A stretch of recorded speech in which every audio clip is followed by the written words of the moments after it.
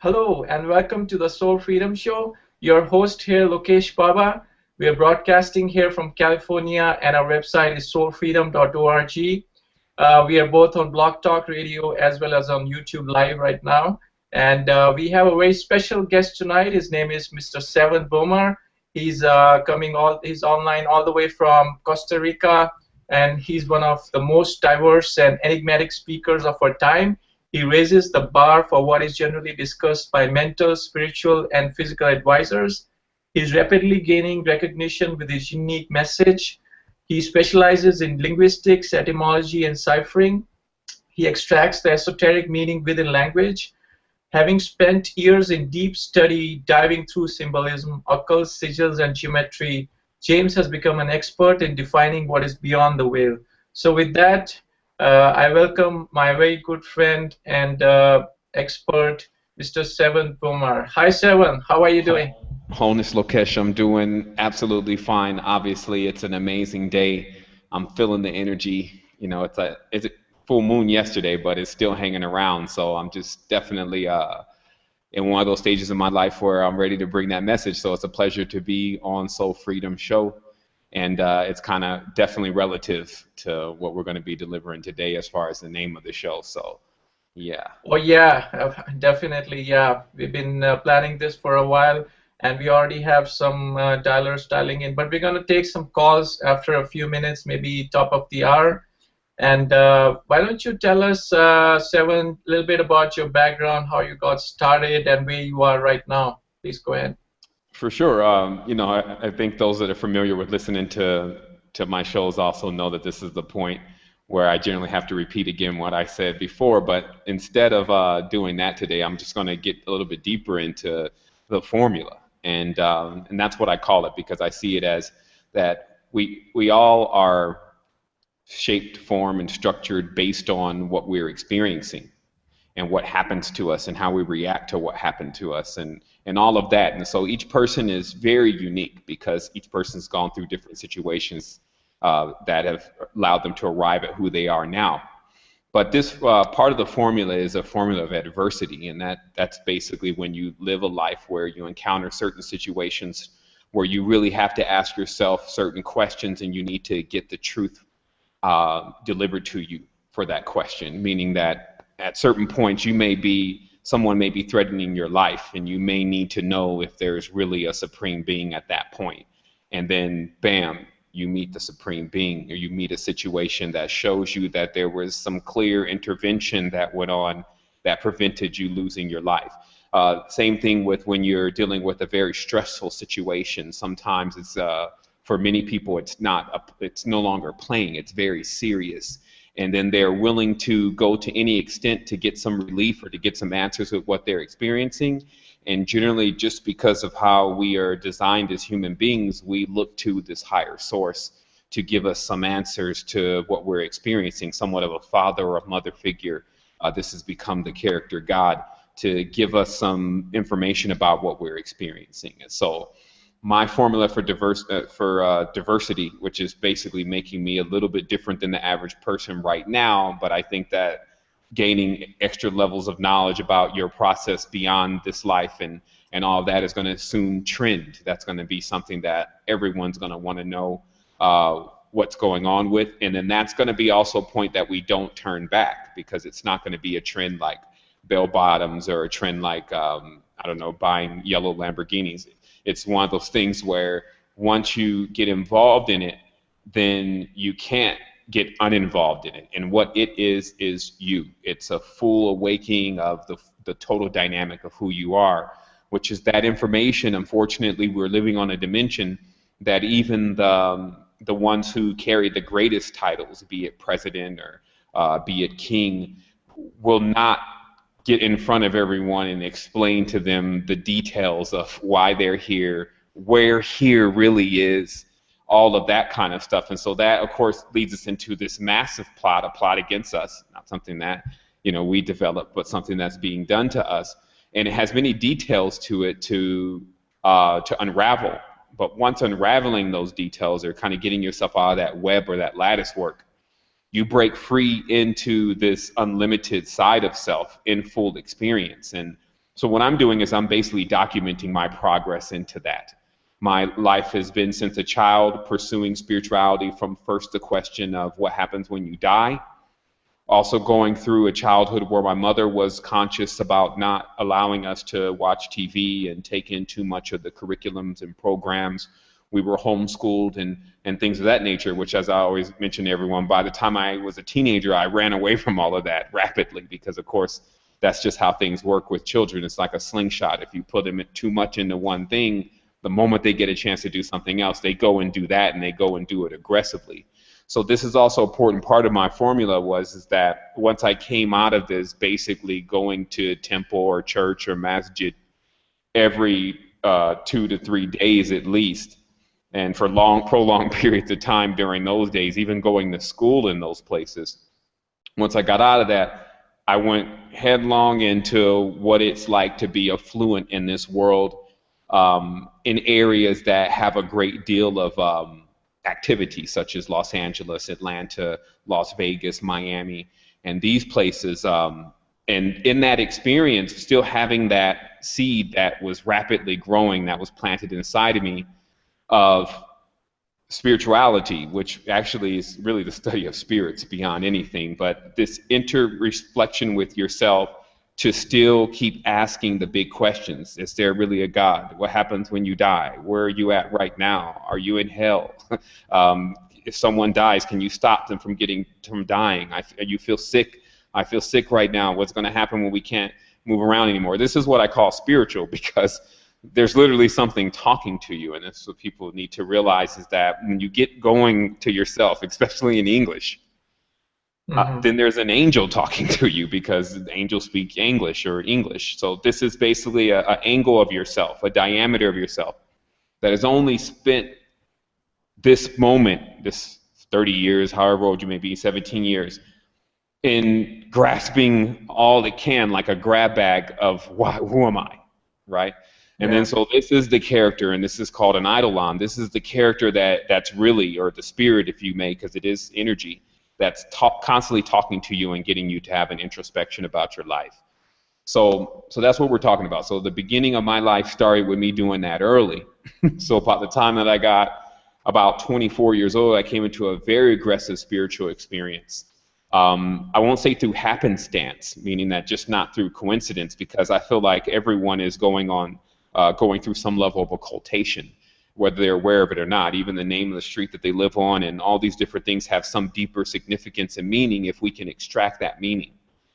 And so for me, again, like I was spending a lot of time extracting this meaning after the age of 24, because I came upon a very aggressive spiritual experience where I went into a higher vibration.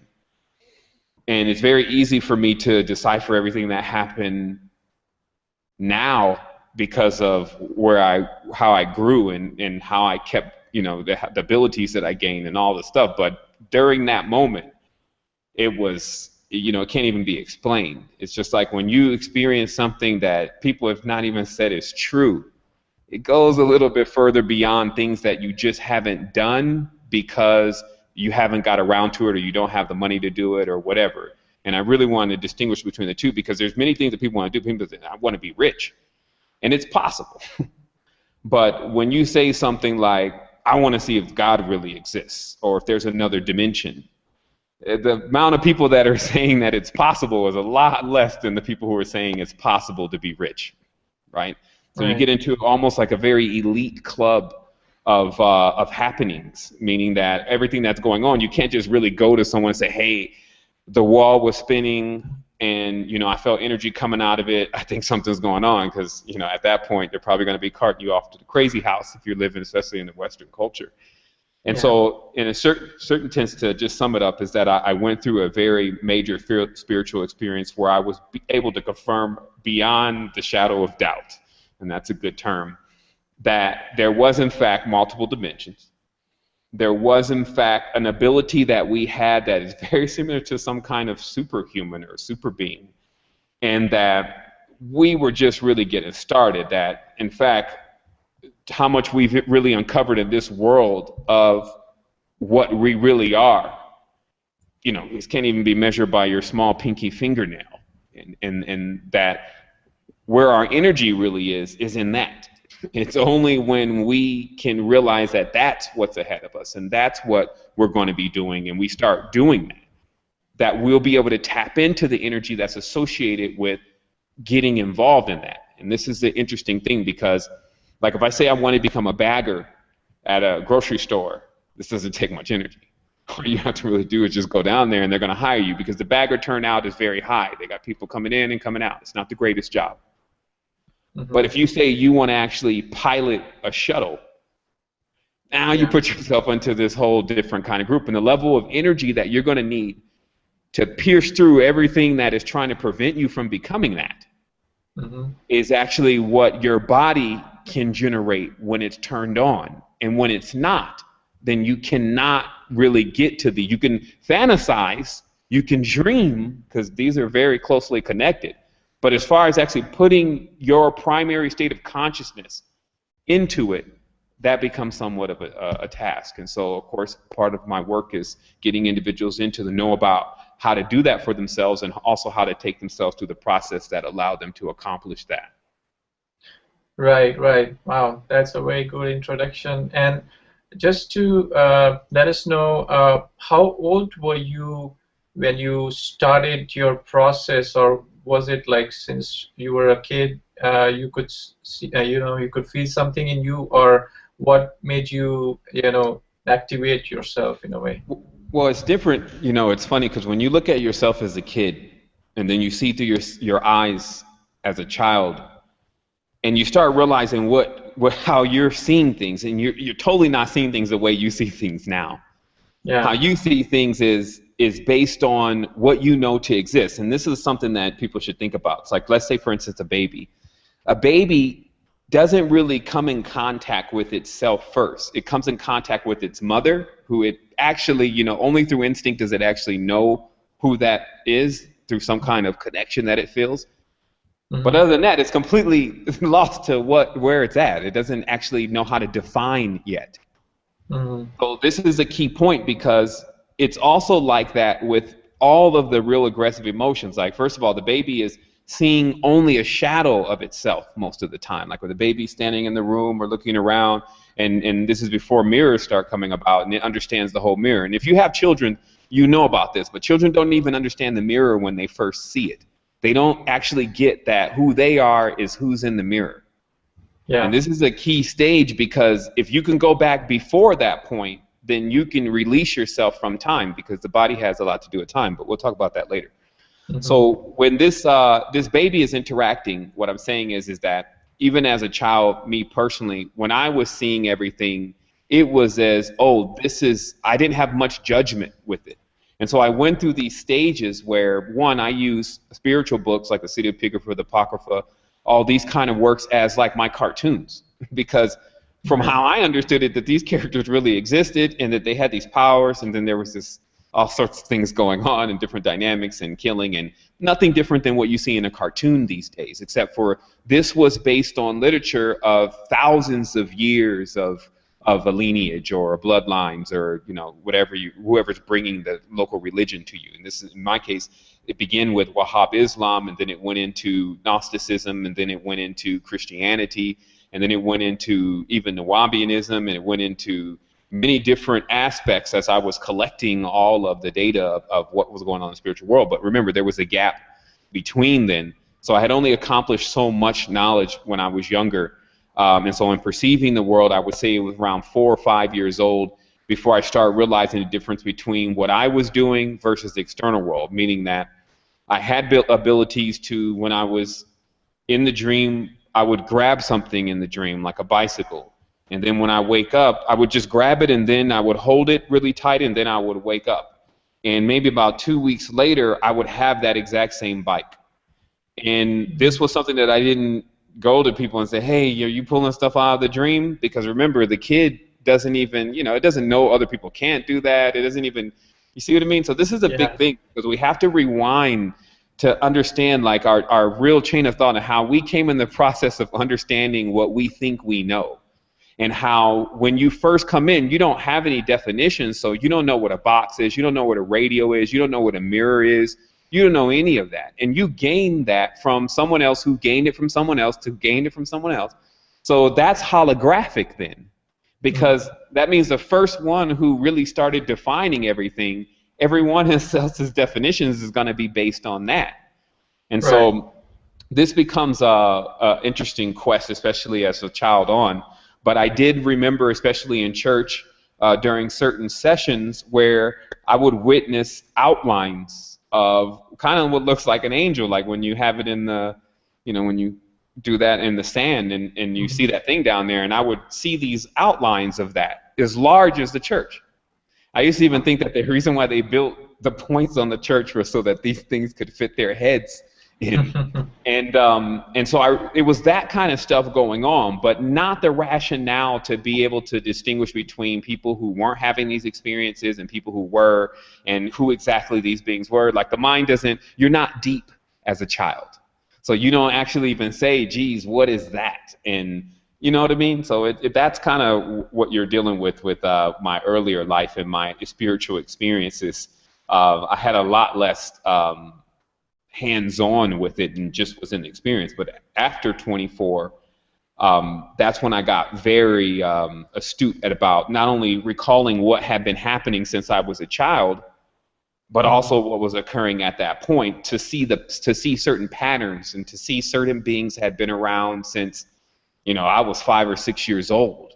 And even now, because we just have so much data and so much information, we hardly get a chance to recall all of the moves that we made and everything that was done that was significant.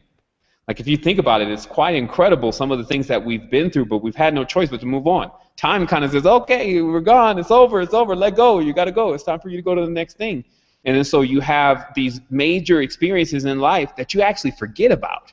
You don't even know how to connect them to the being of who you really are right now, so that it can also empower you.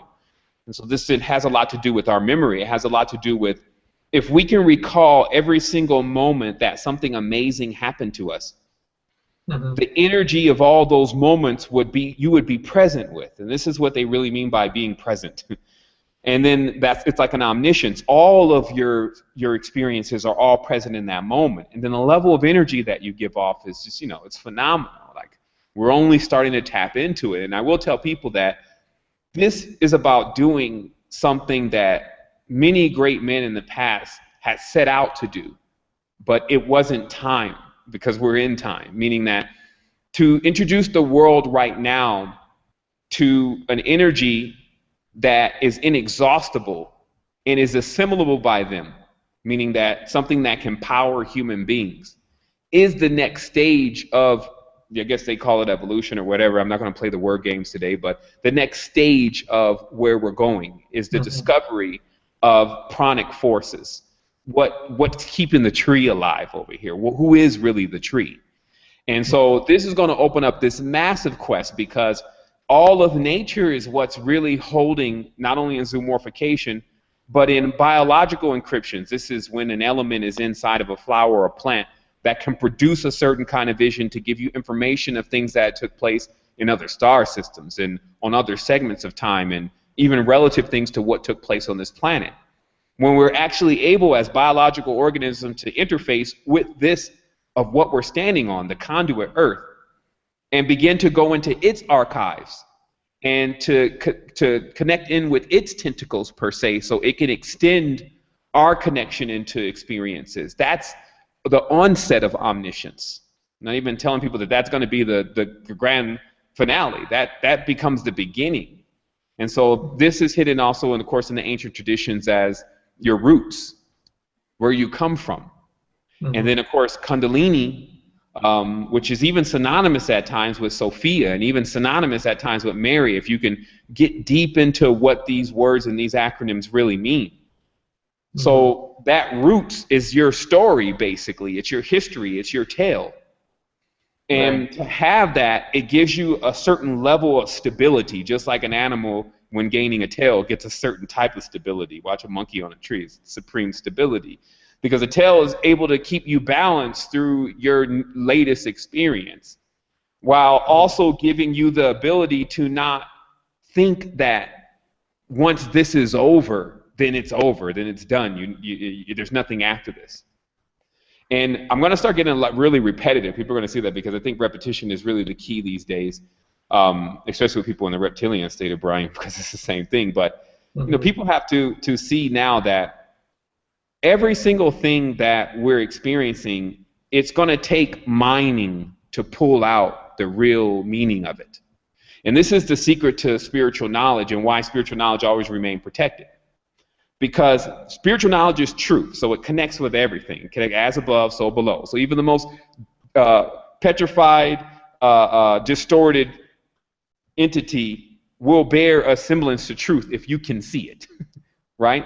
Yeah. So what happens is that once truth is spoken, someone with a very base state of mind and a very dense state of mind can interpret it one way, generally externally.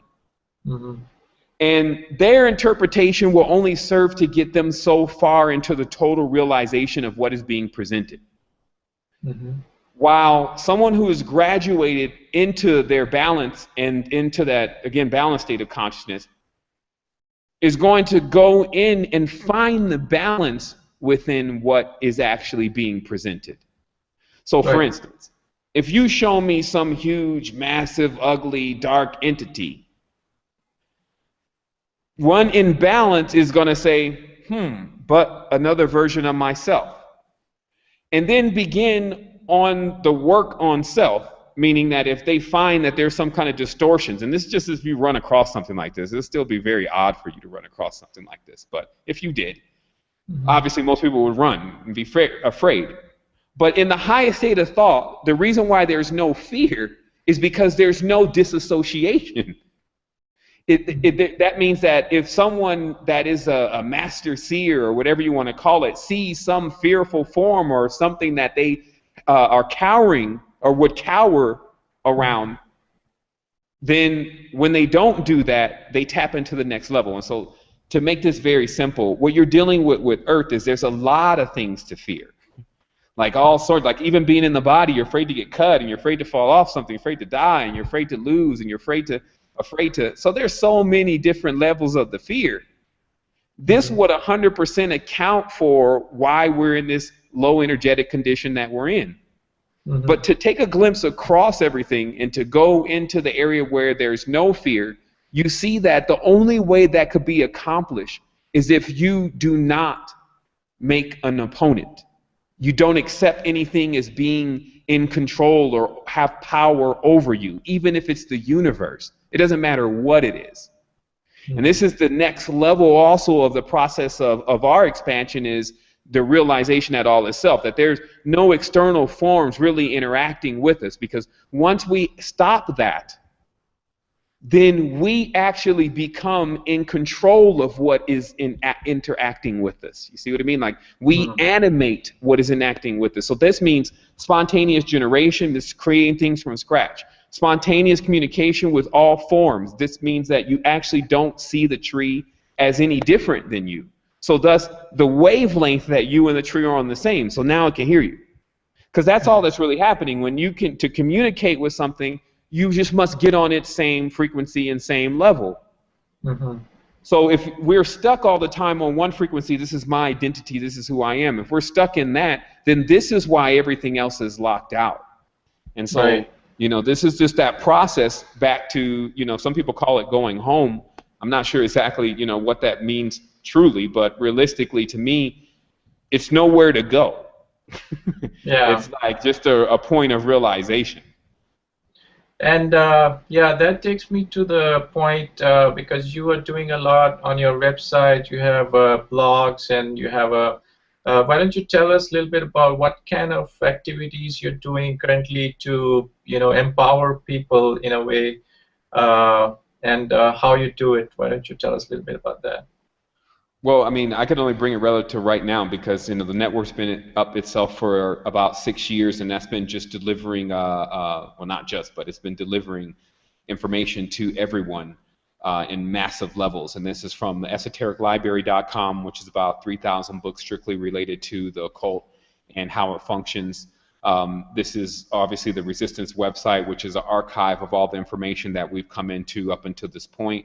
and that spiritual progress. Also, it's a social network, so everyone else has had an opportunity to put in their information and allow others to study it and to communicate with one another. What I'm really working on now, because there's just a lot of things that we've done and we've delivered information. I've wrote a book, obviously, The Code to the Matrix, and that's available. But what's happening now is that we're launching, as you know, open source spirituality, because in my my whole progress through this, I've seen that any network is going to tank in quality to the individuals that are involved in it if there's any kind of real numbers. Meaning that if there becomes 50,000, 60,000, 100,000, 150,000, 250,000 people, and you're trying to actually tend to them at the same level of if it was 20 people, it's not going to happen for obvious reasons. And this is a challenge that I believe that the spiritual industry, because that's really what you see on the internet now, have shied away from. Everyone has just kind of kept their corner and kept their stance and haven't figured out really how to be the bridge for it.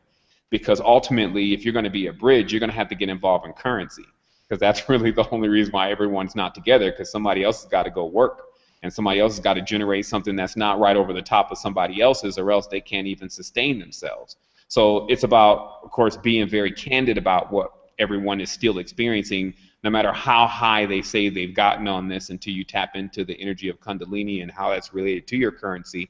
And that's a lot of the individuals that are bringing spirituality are financially struggling. And this gets into a big thing about affiliation, which is, you know, how the world is going to really begin to make its turn toward being balanced. Is people are going to have the opportunity to determine who they want to affiliate with, because everyone is really going to be offering, as far as the product is concerned, the same thing. And let me just explain that in a very simple way. Let's say, for instance, that I can make cups now because I have the fabrication to make cups. Also, I'm using different kind of materials. They're not, they don't fill up landfills, etc. So this is the same cup, then same design, even better quality than, let's say, Dow Chemical produces. So the person has just a simple choice, especially if it's the same price or even cheaper. Do I purchase this one or do I purchase this one? So when that's a very simple explanation, but when you start seeing it everywhere with colleges, this means that the entire college is actually teaching individuals how to expand, not only mentally, physically, and spiritually. You see, those kind of dynamics are going on the college. Then the actual person has the opportunity to decide, do I go to this school that 15 years I'm still going to owe them money and be in debt and not even know, anything really, because I don't have experience. Experience is everything. Or am I going to go to this new place that is actually teaching people how to develop themselves on an astral level and seeing into what's going to happen in the future in aeons from now, right? It's a simple, and there's no tuition. It's actually a scholarship. You see, yeah. So these become what we call no-brainers. But where people are not being active, or where these leaders are not being active, is getting in the think tanks and actually saying that that's what we're going to do, and then actually start doing it. I've watched the entire process right now. I've watched people come up with glorious geometry and great explanations of how it's supposed to be. But when it comes to actually moving a finger to what's really going to get it done, they can't even get back into that field anymore. Meaning that they don't even feel like that somehow they can even get on the computer anymore. They don't even feel like that they can even go to the bank anymore. They don't even feel like, you see what I mean? So you'll notice that there's this Jedi mind trick that goes on with the idea of what it takes to take the world into the next level versus the actions that it takes to take the world into the next level. So of course we're involved in actions, and we get more aggressive as time, or we feel like time is crunched more, or we're maybe running out of time. Meaning that how much resources does the planet really have at the rate that we're using them? Because obviously we're overusing resources. It's just like gas. We're only using 30% of the energy from gas. When the car, what you see coming out the back is the other 70%. That's the fuel that can't be used because the car doesn't need that much energy. So that's going on with everything. Like, we're using so much energy. How much can we really use of this, right? So that creates the time. When the energy is infinite, okay, there's no time. It's even beyond the word immortal. So just understand, when the energy is infinite, there's no time. When there's a limited amount of energy, right, that creates time. And so how that's hard-coded, though, let's talk about how that's hard-coded. Mm-hmm. That's hard-coded by the sun. Because what we watch every day is the sun get up early, bright, shiny. Then midday, it's height, and then around 5 o'clock, it starts to get dark, right? Yeah. And so this is like a hard-coded firmware in our mind saying that energy runs out. And then once it runs out, there's this whole dark period, and then we got to go to sleep, and we got to go into lower frequency, etc. So this is something that we have an opportunity to take a look at very deeply and see that once we tap into this energy that's free energy for the body, then we don't sleep. Then once we don't sleep, it takes us it's only a rapid period of time before we figure out that we're actually programming the reality. Because we're now tapped into that frequency, that wavelength. And what I'm talking to people about is about how to get back on the controls of the spaceship Earth. Because what Earth also is a very massive being, but that goes through these same cycles. And that's why when there's suns in the sky and there's moons in the sky, there's going to be cycles or circles.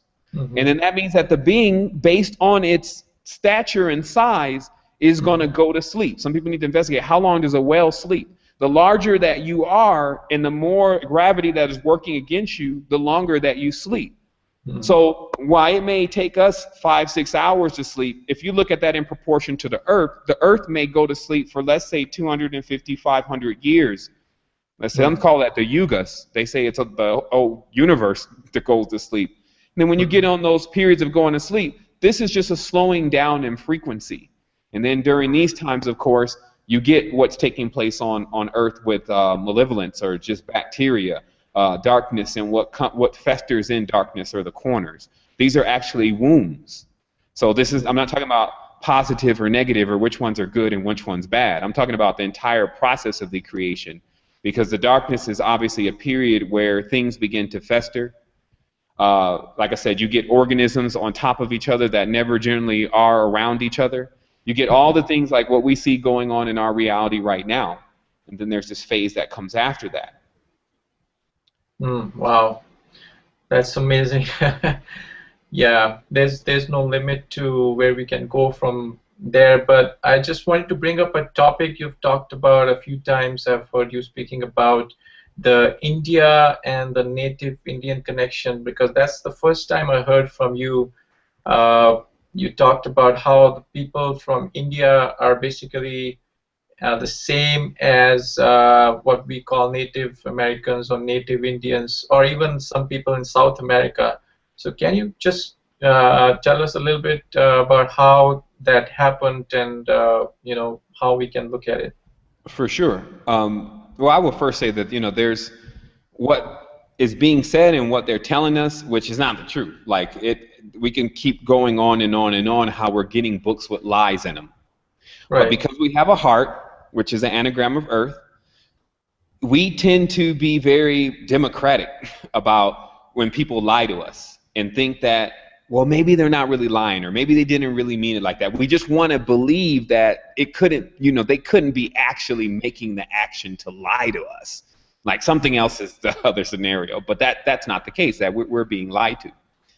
So what happens is that you realize this when you really get spiritually involved, like when you actually do have to deal with other entities and other life forms as you're going through your process of as I call it, occultation, which is you becoming fully aware of what's happening here. And then what you get is you get this period where you realize that there's a big war going on here, and it's a color war. And that this color war is so deep, and this is something I'm going to be talking about tomorrow also on the show, because I have to show diagrams to this, that the skin of the planet, which is the atmosphere, is refracting these colors that we see in the rainbow. And that in an introspective way, to understand it with your body, that same atmosphere is your skin. And so that the color of your skin actually has a lot to do with what kind of frequency you initially throw off, like the first signature that a person reads from you. And that's why a lot of people base what they think about you on your skin color. In fact, skin becomes the biggest division of the dimension, if you really think about it right now, because everyone's like, oh, I'm in this race and I'm in this group, and that's really what's doing it. So if you can see that on a more expanded level. what you get is you get that what we're calling the black man, the dark, kinky hair, etc., and the white man, the blonde, the blue eye, that they're not indigenous to this planet, that color spectrum is actually not indigenous to this planet. Those color spectrums are like the poles, okay? And this goes back to Orion. And remember, when I say man, I include woman in that, because remember, woman was inside of man, is what we're calling man, right? Yeah. So this goes back to Orion with a whole different thing: future tech, diamond bodies, pentagrams and phi, and creations of worlds and dreams, and what you would, like the height of where our technology could ever go is in another constellation. And there became a war. And then that war was with the two opposite poles of the spectrum, because this is the color war between black and white, okay? And I don't want people to just visualize people and colors and races when we're talking about this. I want people to see cymatics. I want people to see frequencies, and how when a frequency has to hold its frequency, when it says, well, I'm 593 hertz, it creates a wall between it and 594 and 592. So this means that wall, that barrier, creates limitations. It creates rules. It creates certifications. It creates laws as we know it.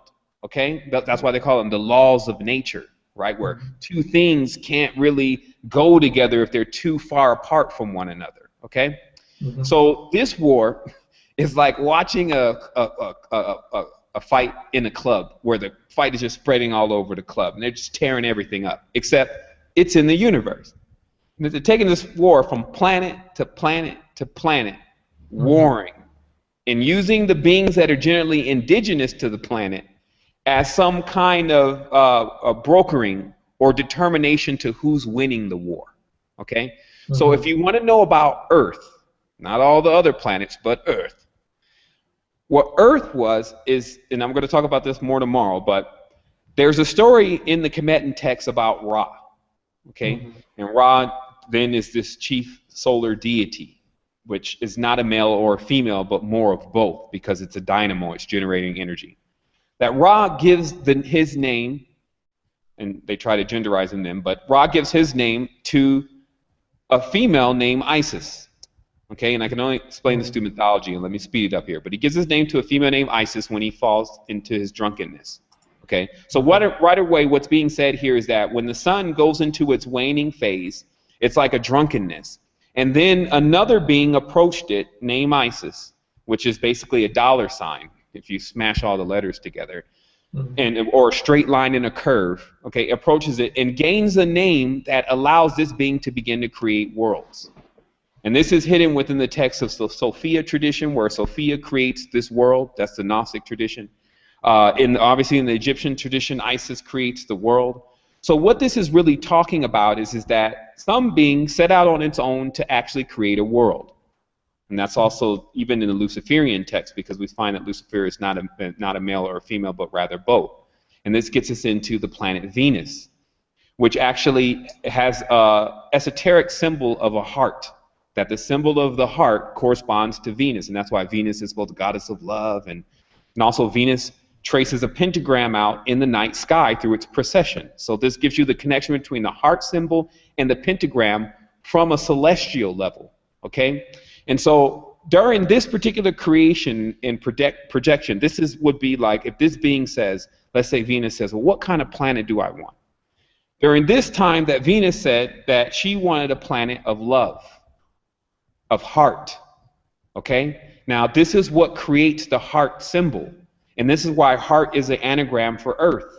And this is why the heart chakra corresponds to Venus. Look on any ancient chakra system and say, well, what is the heart chakra? What is the planet for the heart chakra? Venus. Okay, because they're trying to connect for you tarot or the wheel or the precession of how things came about, because Venus is also Diana. And this is where we get the word Indian or Indiana. Because what Diana did was she created this world of love where all the beings were basically in love with each other. And they constantly populated with one another. And this began in what we call today Nubia, which is where you find the Dravidians. Okay? And because you can keep finding the Dravidians later on if they're not suppressing them in the south of India. But the reality is that the same people that were in Nubia, dark-skinned Dravidians, Dravid is where we get the word David from. So this was basically a group of original people that arrived that actually were a combination. And this is why what Diana decided to do, or what Isis decided to do, or Mary decided to do, was to marry the two most conflicting forces, i.e. black and white, to make this new being, or this Nubian.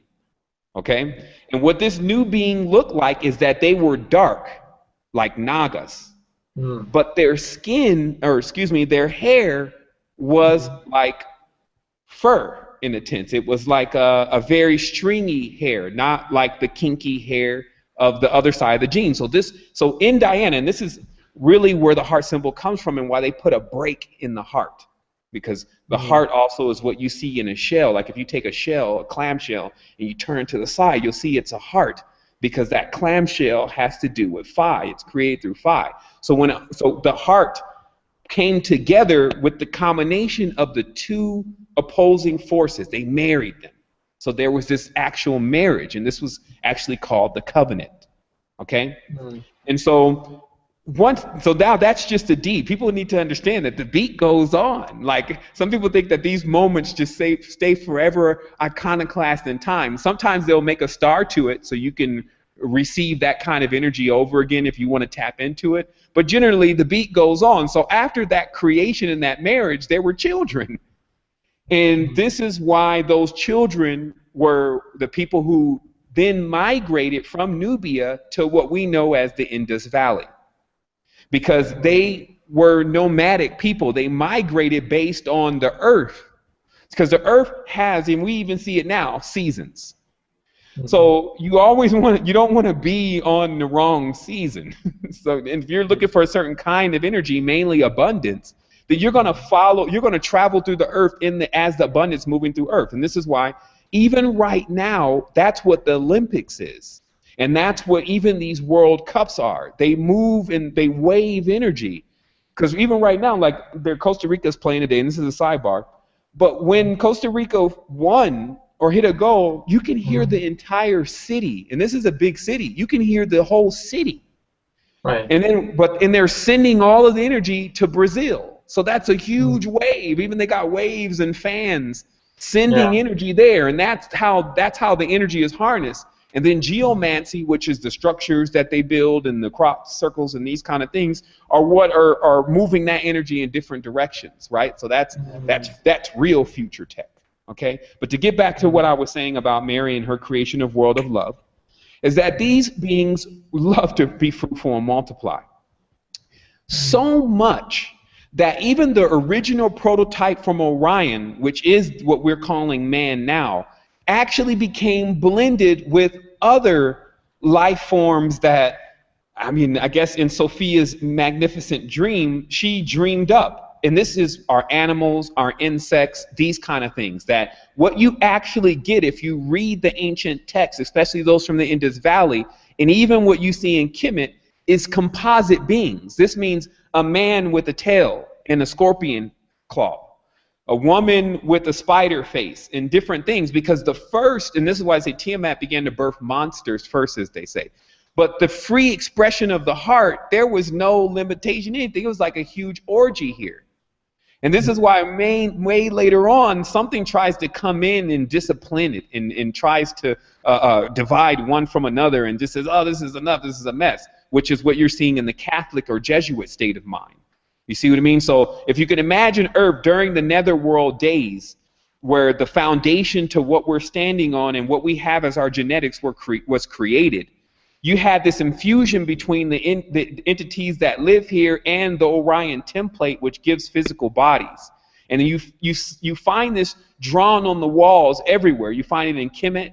You find it in the Indus Valley, which are the two major important places, because that's how the foundation was developed. And those beings, because of their size also, still being encased within these atmospheres that we're also encased in, are actually still here. And where we're all at is really just on top of each other. And the only thing that separates us is frequency, is what we call division. Because once you come out of that, you see it all. Like you see pretty much everything. You see all of the ancient empires based on where you're standing.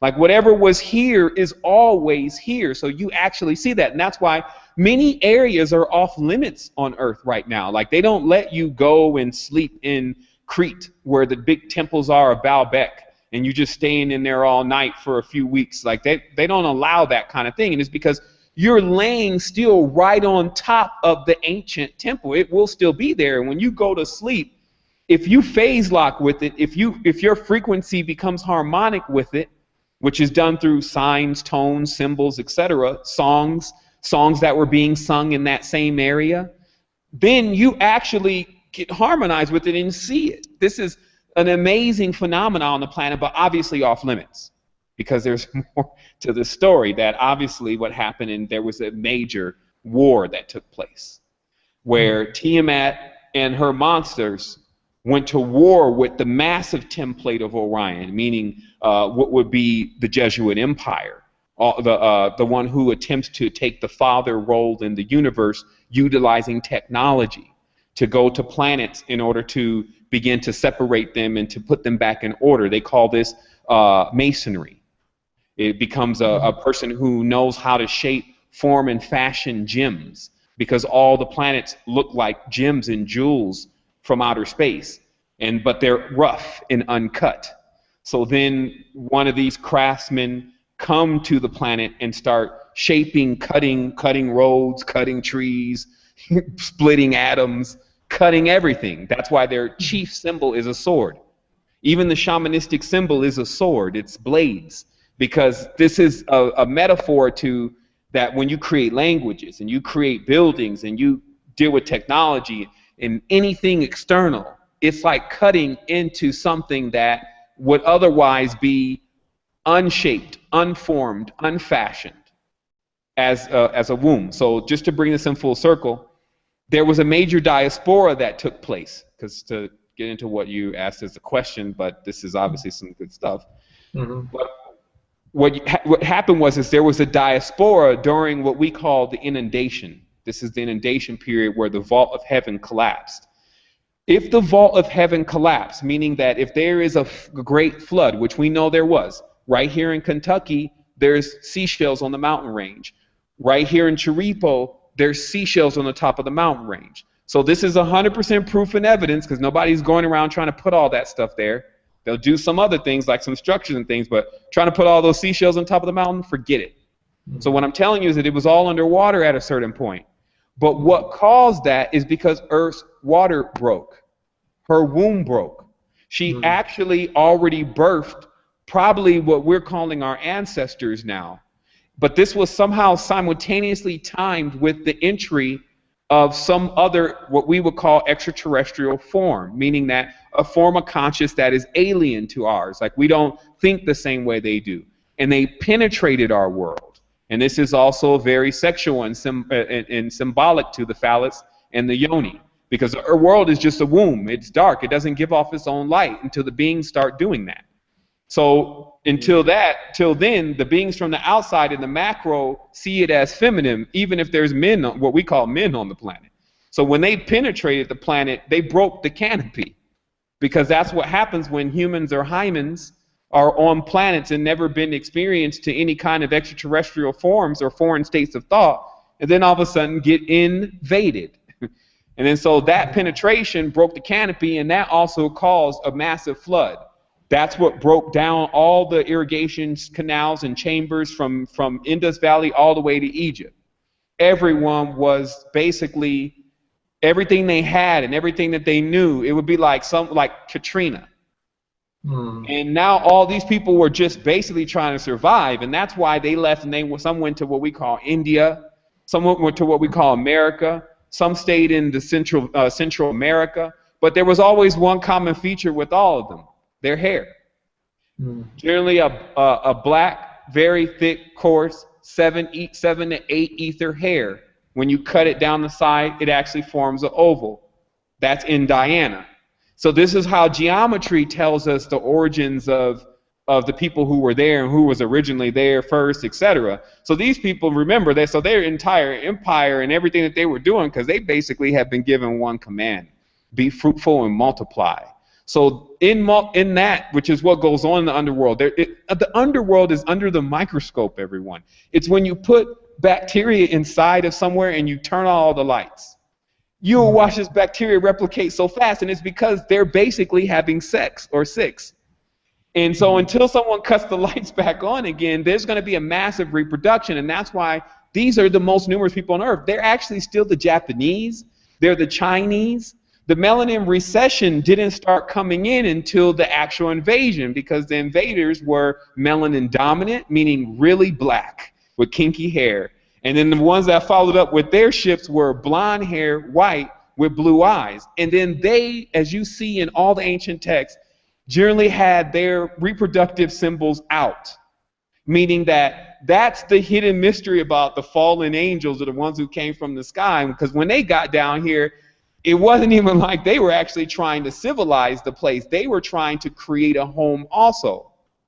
So this is where you get the interbreeding, and this is why in Orion, later on comes this transmission that, hey, some of the ones on the Orion template, meaning the pentagrams, have gone down into the hexagrams, which are the wombs, in duality, and actually begin to create some other offsprings, which is bringing all sorts of strange geometry.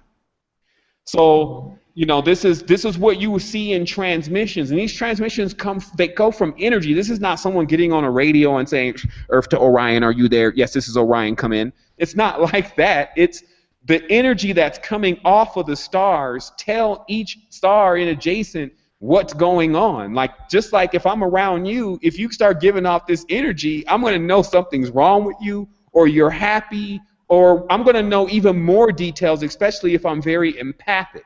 So see the universe's communication as a communication system of empathic knowledge. So it's very easy for another being that has these kinds of abilities, which really come hardwired, to know what's going on one planet from another, to know when to go to that planet because it's sleep time for that planet, it's womb time. You know, all those kind of things become a part of your consciousness when you go into the next stage of realizing that you're not going to die, that you're basically going to live forever. Now, here's the thing. Notice how dying has everything to do also with being inside of Diana.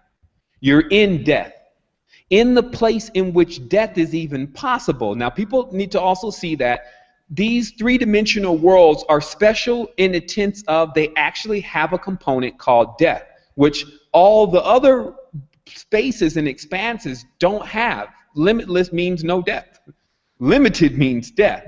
So this also serves at times to be a way for beings to get into more levels of experiences, conclude experiences, and start new experiences again. Because let's say, for instance, if you're just going through one long, massive experience and you start not liking that experience, how are you going to end it? So the hard code for ending an experience is called death. That's when you terminate the experience and then you go on to another one. But if you start having this magnificent experience, you actually lead, if it's a real magnificent experience, you lead yourself into what begins to create the energy that is necessary for you to have that experience indefinitely. So those who discover happiness truly forever know how to be happy. They don't lose that reference. And so just remember that, behold, the ladder is coming up and down. And this will answer a lot of questions, because some people say, well, did all humans come from Orion? Did all humans, when I'm saying templates and other states of consciousness, do all humans have that same kind of thing going on? No. Some humans are coming from, or what we're calling humans, are coming from subterranean levels, meaning that they actually they went from the netherworld up. And this is why they're going to be really strong and capable of dealing with anything in a physical reality, because that's their home territory, right? That's what the whole meaning of homegrown in Zion was about. Okay? While some are coming from outside the envelope. And so when they come in, they're going to come in with foreign states of consciousness. And so this is what you should see it as. And we're going to explain this very simple tomorrow. But remember I told you about the atmospheres, okay? And how the atmospheres are basically the skin of the planet. And that on yourself, then, that your atmosphere is your skin, okay? So what happens if I poke a hole in your skin and I leave that hole open?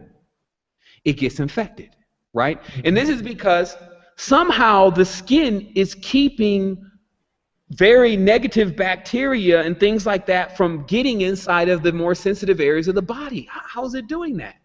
The mystery is when you turn on a third eye, you'll see what human beings really are. They're shining. It's something about this skin which was accredited to the serpent, that its scaly, shiny hide, which we still have, and the rest of it is at the nails, on the etheric level, it shines. So any kind of organism that is a bacteria in a low vibratory dark frequency, it can't even come close to it. It just basically it vaporizes before it even gets close. So it just chooses not to. So this is important about understanding also what is going on in the planet. So the planet's atmosphere is the same thing. If we let off any kind of nuclear weapon, which is what happened when Oppenheimer, I believe that's who that was, but basically brought in what we're calling today the archonic forces, because they let off an explosion that was the ricochet of it punched a hole in the atmosphere for that moment. It just created this huge tube in our world to where things from the outside, bacteria, could come into the world. And this is where you see the world's states of consciousness begin to change, because the more of this foreign element, this is just things that are strange. Anything that's strange, it's out there. Anything that's not strange, it's in here. That's how we work our consciousness. Everything that's inside of you, you feel comfortable with. Things on the outside, you're still debating if you like it or not, if you're going to eat it or not. You see what I mean? So on the outside of the sphere, that's when you get many of these foreign life forms. And so those who are looking to get into their next stage of consciousness have to realize that you have to jump off your etheric centers, which we have connected to the chakra centers and then they're connected to the organs, because this allows you, like a dynamo, to shine so bright that you don't need an external light. You actually don't need a planet with the sun to come in and mediate everything for you all the time by giving you the judgment of whether it's good or evil. You're able to actually go out to where there's limitless. You can go anywhere. You can go do anything. It's like the thing about going anywhere and go do anything, you even need to begin to manifest in your mind what are you even going to do in anything that you can do. Like, do you got a catalog? Someone give you a catalog of anything. It's like, here's a catalog. You can do anything. What is it going to say? It's just going to say one word or a few words. You can do anything. So realize that what we've done then in these worlds is we've created realities to where we can begin to grasp for ourselves tools that we wish to use in order to shape, cut, form, fashion what is anything. So, because if we don't have chairs, if we don't have knives, if we don't have hammers, if we don't have green, if we don't have all those things, we don't have anything to distinguish what one thing from the next is. And so the way you gain that knowledge is in universes or universities. Universe meaning uni, meaning united, verse meaning in conflict. You go into worlds where there's all these dualistic spectrums, and it's either you can do it this way or you can do it that way. And then this gives you the ability to begin to start perceiving things, is what we call perception, right? And I'll tell you the truth. Clear face, or the more vast, or I can't even use vast face state of consciousness, is beyond vast face, but clear face sees this as a disadvantage, meaning that the limitless side of yourself sees shaping, forming, fashioning, learning, languages, numbers, letters, colors, shapes, programs, these kind of things as disadvantages. Because the only thing the clear face side of us wants to do is not really do anything. It wants to be unmovable. This is the zone. In the zone, you're not a wave anymore. That's why the ancient names for what we're calling the Supreme Being now just meant unmovable. Because everything else that's moving, where if it's giving off a wave, a tone, and vibration, there's going to be a reaction. With every action, there's a reaction. And so any being that wants to remove themselves from action and reaction has to remove themselves from identity and remove themselves from all of that. They have to go into the zone. Now, here's the interesting thing. And this is why I believe that the Jesuits arrived on the planet. It's because it was then determined that somehow what Diana accomplished by putting these two conflictive forces together all into one child and creating this baby, and these babies, is that these babies were capable of doing both. They can actually be in the zone and in duality at the same time. Could you imagine this? Actually, that's the only way you can do it, through your imagination. See, I believe personally that the beings in the past and in our timeline didn't have what we call imagination. It either was or it wasn't. There was no maybes. There was no gray areas. Gray is obviously the combination of white and black. There was none of that. There was only these poles and rules and structures to how things must go. And then there came about consciousness and stages of consciousness that started moving and tampering with those rules. Now, obviously, there's been pros and cons to that. We're even living in that. The knowledge of how to govern a planet has fallen into the hands of the one who does not want to govern the planet but wants to destroy it. So these are all challenges that we face in our total metamorphosis of realizing what we're even dealing with. Meaning that if someone is actually just giving this knowledge to you on a piece of paper somewhere, and you're on another planet and you're just reading about it, it's not going to have the same weight as if you've been on Earth and you experienced this. People need to realize that I always talk about we got to get in the experience now. We're in the experience now. But you need to realize that that doesn't mean that you just go and start doing something. This means that you become present in yourself to realize that you're in the experience called Earth. And this is a hell of an experience. The greatest challenge here is life, not death. So what we have in this is that we have this thing that we're dealing with. There's all sorts of stuff that can face us around each and every corner, right? And so for our connection, obviously, when our connection is established very deeply with one another, we are not afraid at all to approach that. And not only, the reason, the phenomena that causes us not to be afraid is that once fear dissipates, the level of emission and light that we give off actually shines on everything that is trying to be like a boogeyman or trying to be like secretive and trying to be a lie and it shines on that and it clears it right out. Imagine you're dealing with a seer, an empath, and then you start lying. And then you realize that they know I'm lying.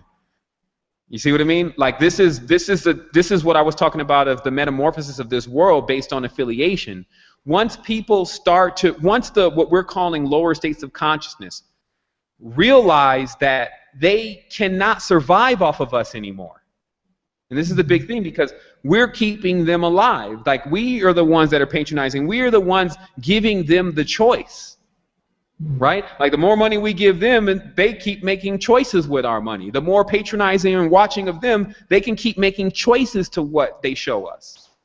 But once we cease affiliation, and then we begin affiliation with those who are not doing it in that negative way, then because those beings who are doing it in so-called negative way, which is a reptilian state of consciousness, the same thing that creates their consciousness kicks in.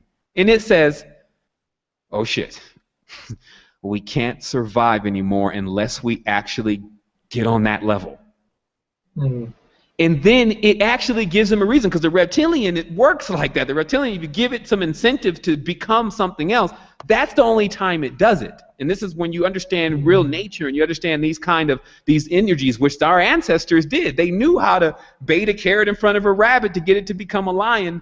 They knew how to cause the specific phenomena that's necessary to get a complete metamorphosis or an alchemical transmutation from the being.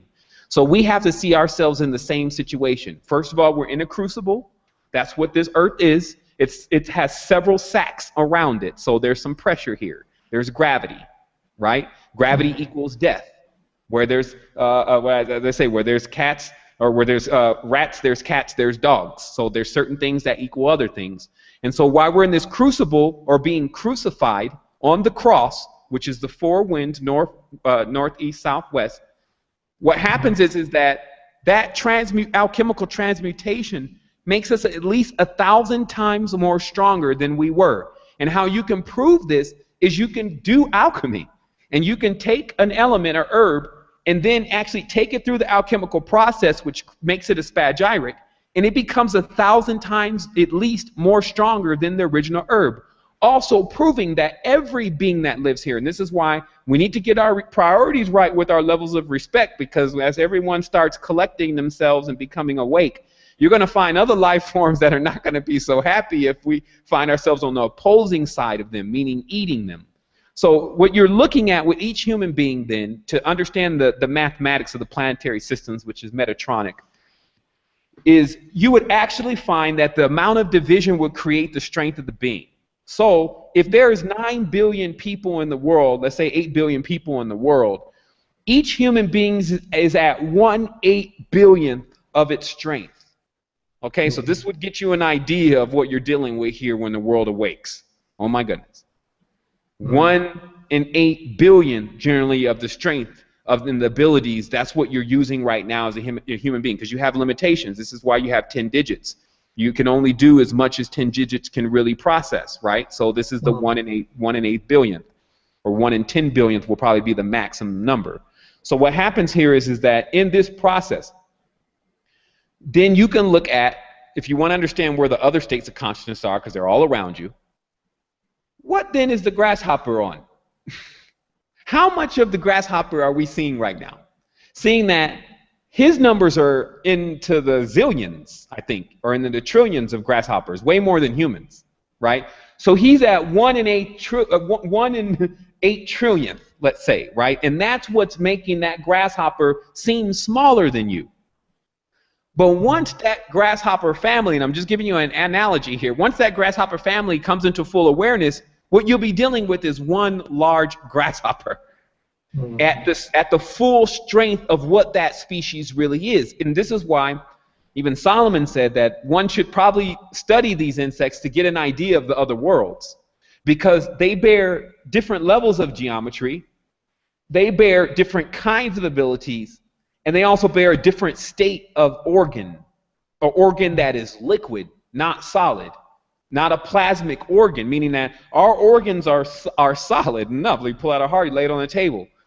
With one of these grasshoppers, it's like liquid, and it becomes very difficult for you to distinguish where the heart is, where the liver is. So they're basically already in subatomics.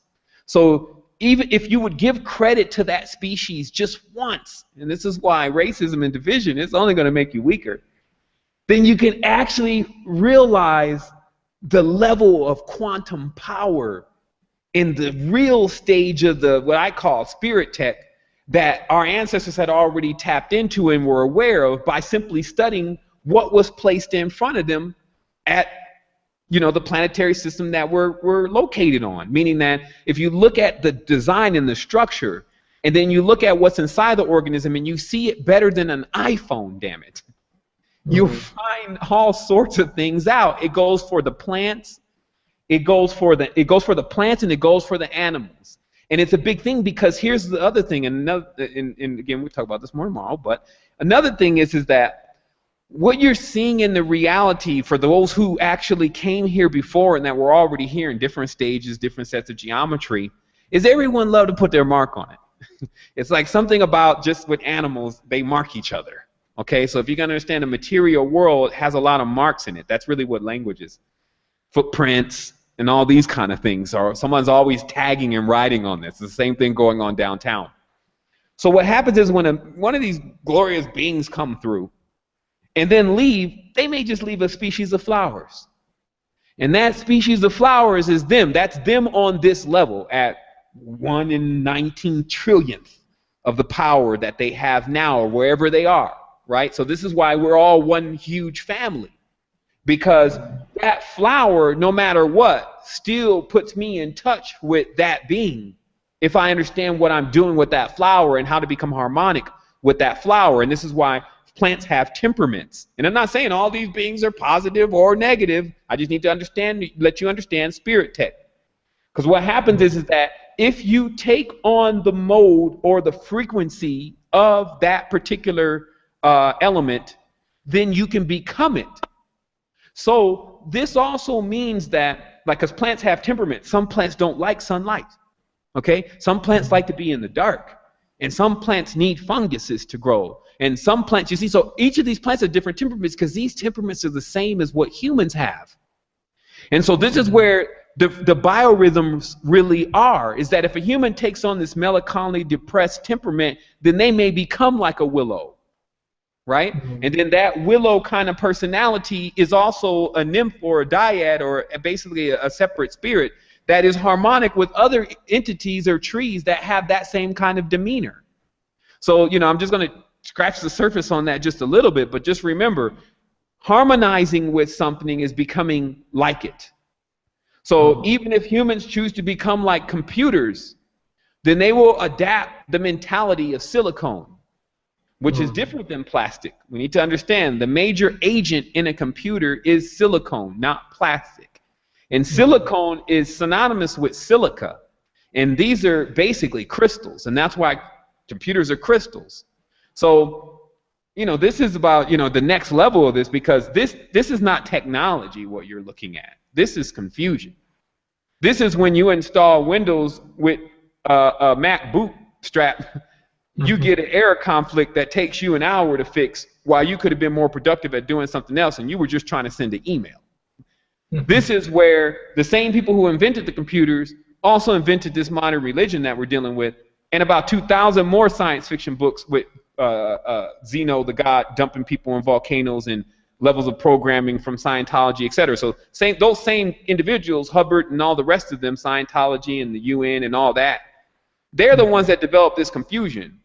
These units, if just having silicone and a magnetic source, can be designed in which a software could create a centrifuge, meaning that your desktop could be your power plant if it was done the proper way, because it would just create a centrifuge. It would use magnetic energy and a small amount of electricity to not only boot the computer up, but also to give off additional power sources for other adjacent devices. I mean, if you want to do it right. So we still have to remember, though, that the same people, though, that wrote the books with all the lies in it are also the ones really creating the technology. Sony, S-O-N-Y, is Scion, S-O-N-I, a Y is an I. So you move it around, Sony spells Scion. That was a prismic or prison system created to keep the beings trapped in infinite loops of dealing with stuff that we think is advanced, even though we yet to get to where the Jetsons were. So the Jetsons was, what is that, 1985? You see, so this is where we stop playing the game with all these groups of individuals because, oh, we're going to do this for humanity. We're going to change things. We're going to do this. Start looking at their works. Like, see how many videos they put out. How much work are they doing? Like, what are they talking about? Like, what kind of shape are they in, first of all? Because if you're going to run the gauntlet, man, there's titans out here. And there are physical impedances in this world. It could even be some food stuff. So what happens is that there's lots of things for you to challenge. So you have to be really up to it, up for the task. And this is something that we can generally see with the individual. We still have that kind of intuition. We have that kind of discernment. We can see that within an individual immediately if that is the one that we believe is going to get us into the next stage of consciousness. Now, it doesn't mean that we put everything on to one person, but it also means that we have mentors. Because let us not forget, our world is only existing based on mentors. It's based on what we teach our children. They learn mirrors, they learn colors, they learn all this stuff from their real mentors. A real mentor is someone who teaches you something. So even if they teach you how to hate, they teach you how to be angry, they teach you how to be, that's still a mentor. So we need to realize it's not a negative thing. It's not egotistic to say that I'm going to be a magnificent, balanced mentor. Because notice how the game that that everyone's playing, people do good things and they say, oh, you got too much ego. If they say they did it, and no, that's too much ego, right? But yet, the next action flick, they kill everyone. They even beat up the woman. They notice in new movies, every time there's a woman just getting brutally beat up by a man. And this is the stuff that when it comes on TV, everyone's like, oh, it's just a movie. We don't have to say anything about that. But then when you come on in real life, talking about real life stuff, that's when they're like, oh my goodness, I can't believe he said that we're gods. Yet in the movie, they not only acknowledged that you were God, but also destroyed your entire planet. You see what I mean? So this is where we create these rules and laws and start policing our own state of consciousness. And I'll give people this secret, and I'm not even sure if I may just re-air this show tomorrow, because this is really the meat of the substance of it, although I have a lot of imagery to show tomorrow. And it's really that if you think of, let me just get my notes here, but I have something very important I want to say, and I know it's at visually the end of my notes on what I was going to talk about tomorrow, but it's also a very important thing, and I just want to get across, and so let me just pull that. Really sure, and also after that, you could maybe tell the listeners about tomorrow, because some people may not know which program you're talking about tomorrow. We do a show every other Sunday, and let me see. And that's at astroquest.com. So. For sure. Okay, that's what it is. Here's what the real deal is. Okay, and I'm going to say this, and I'm going to see if I can take a break here just because it freshen up. Sure. This is the real deal. All of the questions, watch how the world is being played now. All of the major questions never get asked. But the stupid questions, they get asked and sometimes answered, right? And so the truth to this is that the major question, and I have to go back to my notes again here because this is a big thing that once you install this in your mind, everything's going to change. And what this is about is that so everyone seems to know everything about something, right? Extraterrestrials, aliens, cooking food, all this kind of stuff, right? Except for what happens when you die. What happens when we die, we seem to kind of shove this in this shelf that, well, shit, everyone dies, so obviously whatever happens to them is going to happen to me. So whoever's got the whole death thing under control, then that's what's going to happen to me, because, you know, why should I be the one that's figuring it out? After all, Miley Cyrus is about to come on stage. So what happens, though, is that this creates another problem or phenomena that is very rare, because the ancient traditions, nobody did this because everyone knew that you need to start basically planning now. So some people have these projections. There's like 5-year projection, 10-year projection, right? And this is as far as they can see. It's like in 10 years, where you imagine yourself, well, I'm going to have 2 kids, and they go into all that, right? But if you say, well, after you're dead, where do you imagine yourself? They don't. They don't care. Do you see the play then? If you don't imagine yourself after death, then there is no you after death. Right? That's how the loss of memory starts, because if memory works in the other direction, all this stuff works in the other direction. So what happens is that if we don't say, well, what's going to happen after we die, and then start saying, well, shoot, it's going to be the day after ascension. Yeah, we're all going to be together. And I just always get excited about that, because there's some really awesome people that I met that I just been wanting to kind of get with. And then it's like, but, you know, this world offers certain limitations. You can't even like travel here and go there and all that kind of stuff. But after we're all going to be together, and it's going to be so often. Like, we're going to probably spend like at least 3 forevers just saying what's up. And then after that, since, you know, we just have to kind of create an after, because there won't be a time. So we'll kind of lose track of time. You see what I mean? So what happens is that you start to project into this space, and at first it's just like all you're doing is you're sending these large objects into an abyss. It's like they don't have anything that they're fixed on. And this is actually the spiritual process. It's like, or the soul progression. It's like, as you start visualizing yourself beyond the time of death, you're actually turning it into you're throwing all this stuff into these holes. And it has nothing to grab onto, because there's not much that you really know about that, right? But the more objects you seem to throw in there, the more it starts to fill up that space. And then it starts to actually become cohesive. It creates your own net, per se, to something that's going to, like, a safety net that keeps you from, when you fall, from hitting the ground. Notice they call it fallen angel. So if the fallen angel has a net, then they don't hit the ground. So what is the net? The net is your projection. We cast a net, a projection of lattice work, that basically is a program field using our centers and our chakras, our tones and our vibrations, our experience, into this abyss.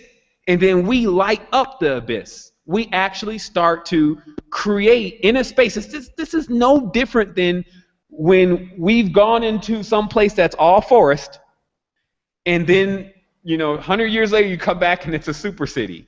This is what happens. It's like you go into something that doesn't seem, it's like all these trees look the same to me. There's a couple different ones here, but it looks like it's all forest. And then all of a sudden you got streets and you got all these different things. And I wouldn't tell people that they should shy away from that. Meaning that some people say, well, don't imagine anything like this, and you need to get to the next state of consciousness that you can reach. And if it takes you building a world in your mind based on what you know and what you understand, be a world builder. Don't let anyone tell you that you need specific kind of tools and things to build your world. But mainly, don't let anyone tell you that you should not be visualizing what you're going to be doing after you leave here. Because that's also what's going to change who you are here. That's going to give you more space here. The glass is going to cease to be half empty and become half full, I guess, as they say, or not even having a limit. Right? And so this is the techniques, but even deeper than that, this is deeper than techniques. This is the process that occurs within the beings that we all are right now called humans. That's necessary for us to begin to go out on our own. Because notice still, like, no matter who you want to paint the good character or the bad character, it's because you're still in mama and daddy's house. And their rules, because they still have rules, are their rules, because there's a lot of organisms and things running around here. You can always better this thing, but there are certain constrictions to it. So in our consciousness, I'm talking about on the spiritual level, I'm not talking about on the physical level, because we got big work to do on the physical level. The whole thing is run amok. So what happens on a spiritual level, though, is that now you need to get away from mama and daddy or God. Okay? God and goddess you need to move away, move out. Yeah. And what this has to do with the person's consciousness, though, what this is about, this is not about going back per se on all your beliefs. This is about going forward with your beliefs. Okay, and realizing who's who, that none of these beings are really external. They're all inside of you. So any pictures and any of that is, all that's going to be misleading. It's about seeing that the mother and the father state of consciousness is every time that we feel like there's something that we cannot do. Like, let's say you get into an accident or, oh, God, please help me. And you're not calling on yourself. You're actually sending this frequency out to some kind of celestial body that may be able to intervene for you. But never that you're about to actually stop time, rewind things, move the car out the way, and then start it again, right? Because that would seem out of our concepts and consciousness. But God can do it, right? But then the maximum realization that who this God character is, or really the supreme being character, yours truly, when awake. Notice the difference. Awake, though, to it. Anyone that is asleep to it doesn't believe this. This is all truth. So anyone who does not believe their supreme being don't believe it. So they're asleep to it. When you're awake to it, it's not a belief anymore. It's a fact. So this is, this is where it goes. And I feel like we got a lot into that first little, I believe that's been an hour of the transmission. I'm not sure, an hour and a half. But, yeah, it's almost an hour and a half, and we have a few callers waiting. So maybe let's take a break, and then when we come back, let's try to take in some calls. For sure. I'm going to turn these lights down a little bit, too, because it was daytime. So I got the high beam in my face. Everyone's seeing me all greasy over here. I know. And I see that evening time over there. I didn't even notice it. Yeah, and then you can't really, there's a light here, so that's what's actually making that. So I'm going to turn that off. All right, so we'll be back in a couple of minutes. Okay, 5 minutes. Bonus, everyone. Sure. Okay, so let's try to take some callers in. For sure. All right. So we have a caller holding for about 37 minutes. Area code 1392. They may have to know they have to press 1, too, to get into the queue. Right. So area code, sorry, the last 4 digits, or is it? Oh, I think they dropped off.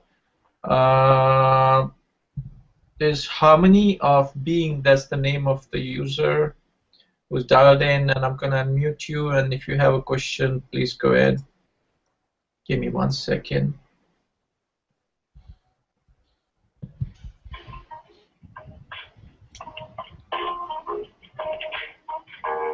I hear music. Is that there might be somebody holding in 1 second. That sounds like familiar hold music. Yeah, let me mute them. All right, let me try area code. Our last 4 digits. I think it was 1392. I don't know. They're back. I think. Okay, let me try that. Hello. Yes. Hi. You're on live with Sevan Bomar right now. This is Lokesh. Go ahead. Oh, hi. Thank you so much for taking this call. Sure. Nice. The show is amazing. Thanks. I just had a question for Sevan, if he doesn't mind. I wanted to ask about how in the Bible, in the book of Genesis, it talks of darkness covering the ocean and God's Spirit moving over the water. And in the original Kemetic text, I believe it says that the Merkaba has to do with the later etymology of mer, meaning water. And I just wanted to know if Sevan knows anything about a possible Dogon connection to these religious books, and if the, I believe, mitre Pope hat has anything to do with the connection, and about the scales he was talking about creating light, having to do with the fish. I don't know if this has significance or not. I just wanted to hear his opinion. Okay. Okay. This is a very 1 second. Let me. Yeah. Okay. All right. Go ahead. Okay, so yeah, this is very simple. So I'm gonna go through a lot of these questions, and I'm gonna go through them very fast, but it's gonna make a lot of sense. All of the stars that you're seeing in the sky are giving off rays, and those rays penetrate. Okay, they're like straight lines, like needles. Really, they're like tubes. Okay, and then when they go into Earth, then they establish a connection with Earth, and then they send their life forms into Earth. And based on the geometry and basically the emanation of that particular celestial body, that is how it will manifest on Earth. So if it's as a fish, because let's say the Sirius constellation, Sirius B, is related to fish, then you'll find a species of fish that actually bear many different synchronistic connections to Sirius. Not only is Earth being done like that, but all planets are being done like that. So that's where you get the big connection with where all of these different entities come from, and also why there's so many different stories. Because it actually became the Zodiac. They tried to keep it narrowed down to 12 because everyone had a story. If you look back, all the systems, they have certain stories. Like even those systems in the Metatronic fields have 72 names, Shemham Faresh. That's the beings around the throne. So that's all the interconnection with the Jehovian fields, which is Jupiterian. There's obviously a conflict going on in all the planetary systems because they're all dualistic worlds. So the Jehovian system has a conflict with basically the covenant, and I don't definitely want to open up that today because that's a whole long story. But basically, it just sums up as an original culture or cult or petri dish that belonged to a group of individuals, and then some other beings liking that cult or culture or petri dish and deciding to take it for themselves. And and this becoming a back and forth volley to who it really belongs to. And this is very similar to Montague and Capitalist story. This is very similar to pretty much every single story that you're going to get, because what you're dealing with is all the beings that come from outer space, per se, are foreign to Earth. Okay? So this means that it's like this weird looking guy and then this girl. And now they have this baby. So and that's literally what it is. And that's why some people see it as very offensive with the relationship with Earth as almost like raping in a sense, because when certain life forms come to our planet and are not heart chakra orientated, maybe be completely netherworld orientated, they will actually do a lot of damage. And I got a term for this: motherfucker. It may sound crazy, but I believe that the original text of that word is when a being that is being taken care of by this planet starts to screw the planet. And this is, we just got to get rid of these motherfuckers. So that's all I really have to say. That, I mean, it brings it into context because there's this other side of this, and people see it more tomorrow because I'd rather do it on my network. But the reality is that all of this playing games and playing with time, like Time Lords don't do that. Meaning that once you sit into a certain side of yourself, and mainly in balance, and you get into your own throne, your own Tron, you realize that you're the one that decides when time's up, not everyone else. And that's what I was talking about me returning. I need to turn this light down a little bit. It's blasting me. But I was talking about me returning because I went off into different stages of consciousness, different perspectives, just so I can make sure that what I believe is going on is really going on. Because remember, when I went through that aggressive spiritual experience, the wall fell. Like I could see into minds. I could hear other life forms, and I could identify those life forms. And I was gaining massive levels of information just because I was able to remain stable. I did have one initial onset period where I did end up in the crazy house, and that's why I put that post on the resistance site today about what a shaman sees in the crazy house, because he explains it, and he's got to be 100% right, because exactly how we explain certain scenarios is exactly what happened to me. Once the vibratory frequency started going so high, like I lost control at a certain point. Something was talking, I couldn't actually stop it. And this is horrifying as a person. I even said to myself, there you go, James. Oh no, now you've broke your brain. I told you were going to eventually go too far. You see what I mean? So there was even an introspection within myself, talking about this part of the brain that was not ceasing communicating, how it was going to definitely drive me crazy because it's just strange, okay? It's stranger than anything. And then through that process, I actually, within the next 24 hours, was being carted into a crazy house, okay? And I'm sitting here trying to explain to these people, but I still can't even control my energetics, that I've actually met God, that I understand exactly who God is, and that he's not what everyone even thinks. So I'm not only just trying to elaborate on what people call their highest belief, I'm also trying to explain, look, I've actually seen the entire field and how it's all developed, and it's all has a very malevolent connotation to it from a growth level, meaning why isn't everyone else experiencing this? This is crazy. I shouldn't be only one on the planet even investigating this. And because I was also so rational and so logic before this, because I remember I've been dealing with computers since I was a little kid. So there was also this having to 100% authenticate anything before I can authenticate it as real. And because I wasn't high, I wasn't drunk, I wasn't even smoking weed, and then all of this stuff was happening, I couldn't actually, it was tearing me up to not believe that it was real. You see what I mean? Because this is where you start stripping your own screws. If you still are policing yourself and shutting yourself down and saying, that's not real, man, you didn't really see that, man, this is crazy, man, something's wrong with you, man, and then you got that going on in your mind. I'm talking about for people who have seen things. Mm-hmm. This is like a war right there. That's the biggest war, because it's one being saying you didn't see it, you really didn't see it, and then another being that's saying, man, I know what I saw. And remember, if you let the being that is trying to convince you that you didn't see it win, it's a mighty blow to your spirit, because now you have to go against truth. Because you saw it, but now you're having to believe that you didn't see it for whatever reason. You see what I mean? And this is deep stuff that goes on in a person's consciousness if you're even starting to get into the meat of what spirituality really is.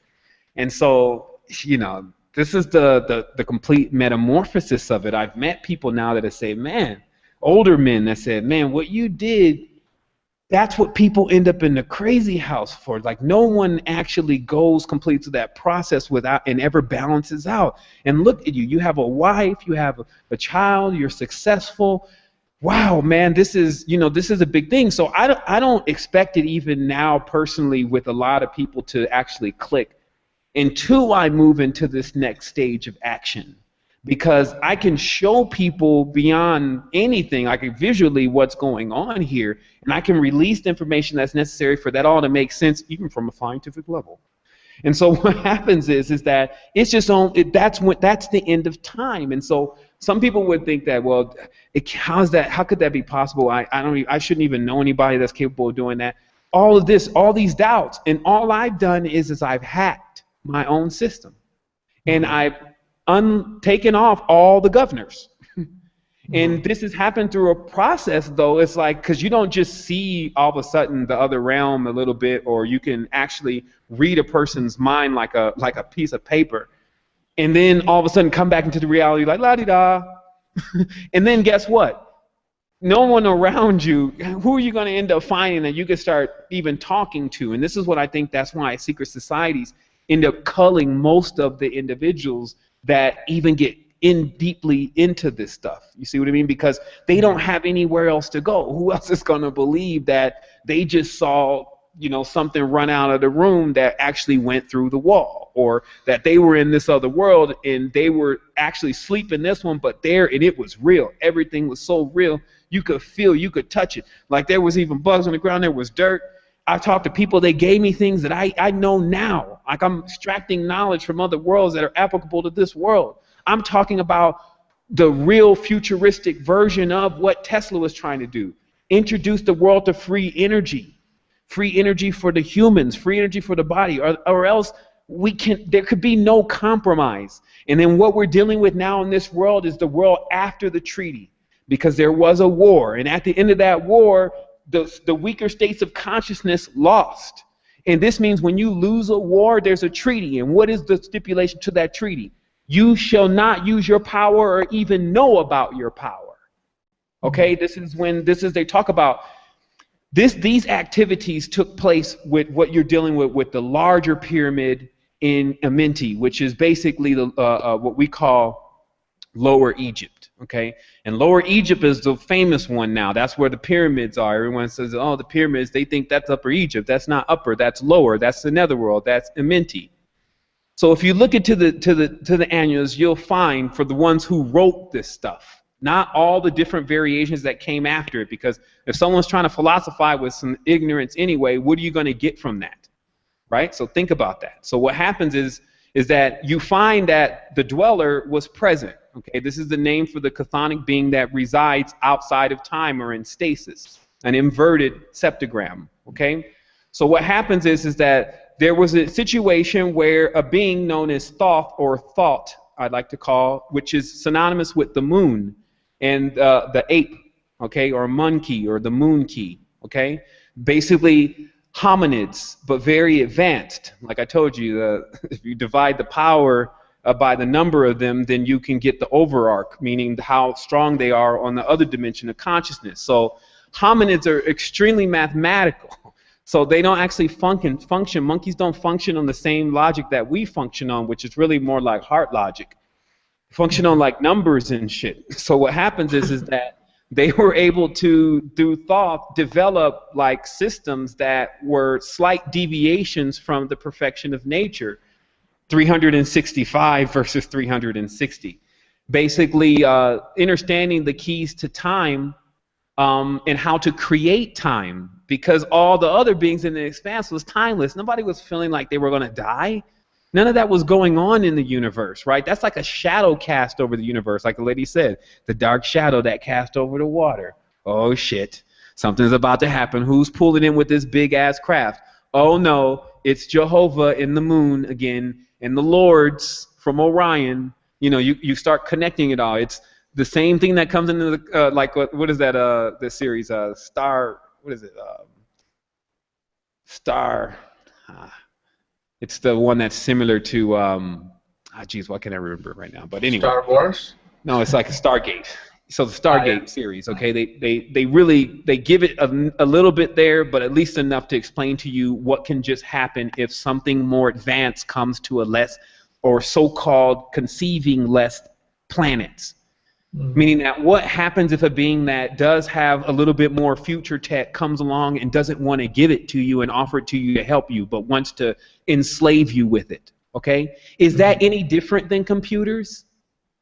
Is that any different than any? This is happening now. That's why I was saying that we're on top of this empire, and this empire is running its rule indefinitely. It's running its golden age indefinitely. It's tied the circle is tied a coil into a circle. And I'll make it very simple because this may sound like a riddle.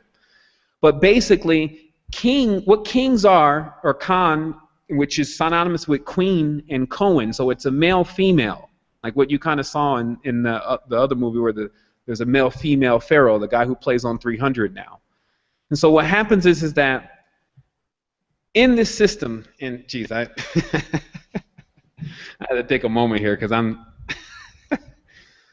just need to take a moment here because I kind of went so deep into it and I was seeing it and then trying to translate it back. If people want to understand, the most difficult thing about this is bringing it into English. English is like stuffing an elephant into a straw, because what I'm actually doing, if people will understand, is I don't have to necessarily access this kind of information for myself. I don't need this kind of information to convince me of who I am and what went on, etc. But if other people need it, then I have the ability to go and extract the information.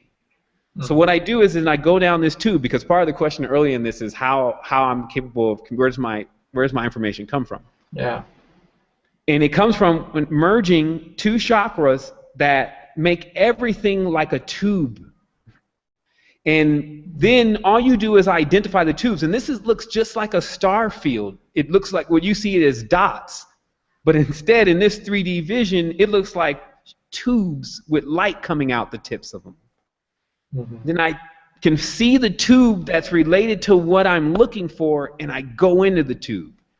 And then from that, I can actually see the reality. It's actually a visual thing.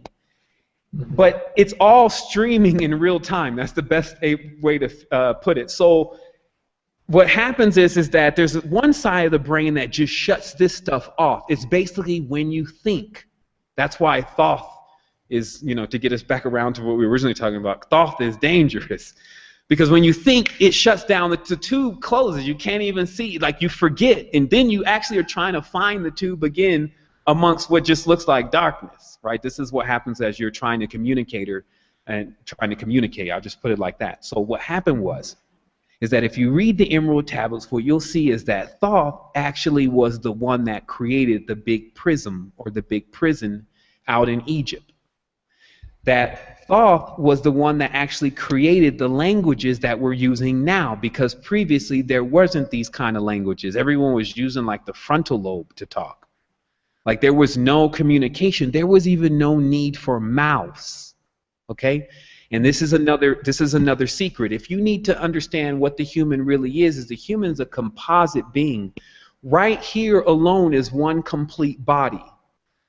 Down here, there's another body. They show you this in phi geometry, that you can find the different parts of the body, and different parts of the body are developed differently, or they're on a different stage of consciousness. But let me show you just this, that the more advanced stages of the body have some kind of generative principle, meaning they can actually create some kind of life, and everyone's familiar with that. That's their genitals, right?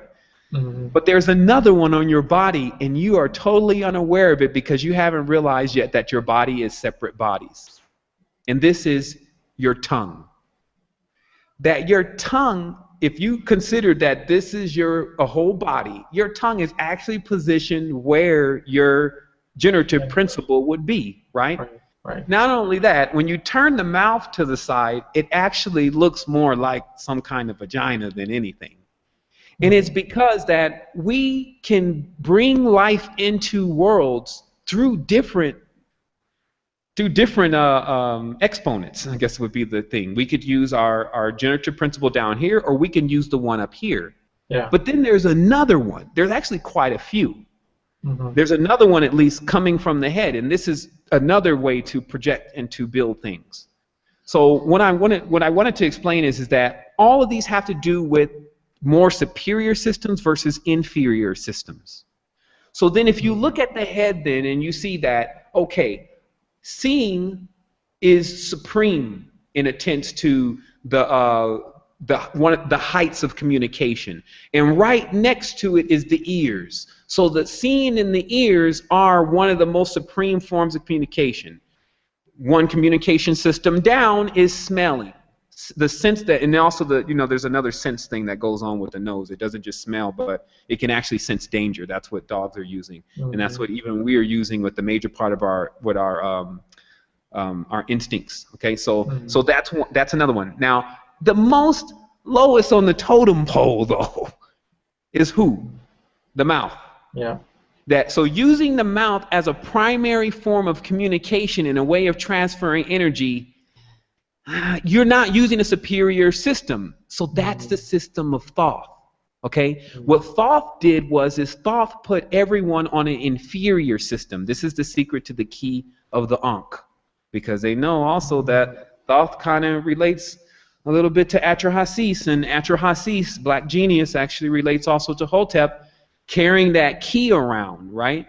And what that key is, or that Ankh, is a composite of a circle, of course, and we talked about what circle is and how it traps in time, and a T, or a square, or basically also that same thing as a cross for Christians.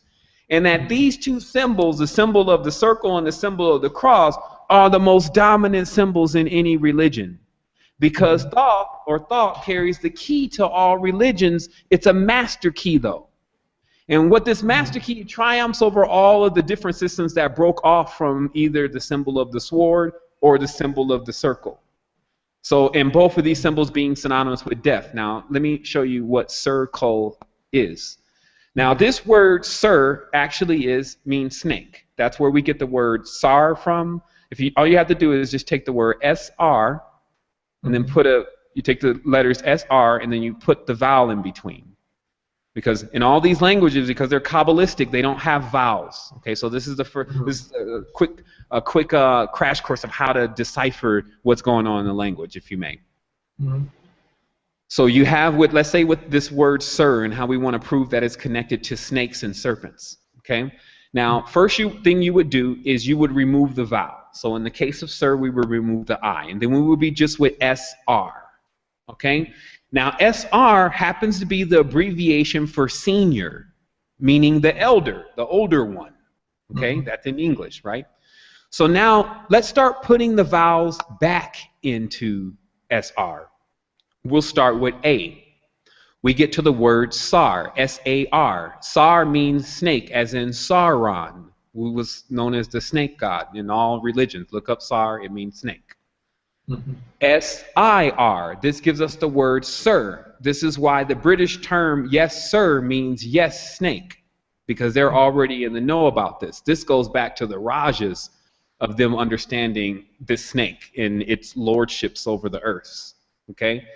S-O-R, sor, which gives us the root of sorcerer, also some kind of cutting agent. Sore, that hurt. Okay? And S-E-R gives us sir, as in serpent, right? As in snake. So this connects this S-R with serpent, okay? So this is how you take apart, in a sense, the languages and find the codes and these kind of things. And so I guess the ultimate story of the metamorphosis of this snake, just to bring it full circle, and I'm not sure if the caller is still on the line, is that this snake became like a sheath for this planet, that it encompassed this planet, that it serves as the skin on this planet. And this is why they call it the rainbow snake, okay, or the rainbow.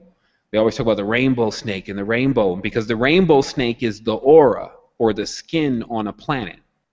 It's a shining snake, but the snake also causes division, because it divides everything within it based on the frequencies, the colors, the spectrum, right? The snake has two purposes. It is a protector. That's why the pharaohs wore the snake on the head. This is because the snake's skin is shiny and shines, nothing from the outside is going to actually be able to penetrate it, generally. Just think about it. Like, let's say, for instance, we're inside of this, and look at it as a ball rather than a tube, please. But if you're inside of it, and it's got this shiny coat on it, that shiny coat is what's like your skin keeping the infections from getting inside unless there's a chink in the armor, right?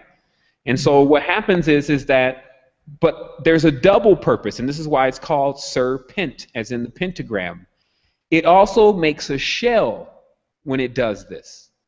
And this shell can actually trap the beings that live inside of it. If they decide that they want to get out, how are you going to get out of the shell? If you put a hole in it, you're going to bring in all the stuff that's from the inside. So this is real talk. Like, people need to understand what the hell we're really dealing with here. You're inside of a bubble, and if you poke a hole in it, you'll let things come in that will infect the planet. But you want to leave. So how do you leave? It's a riddle.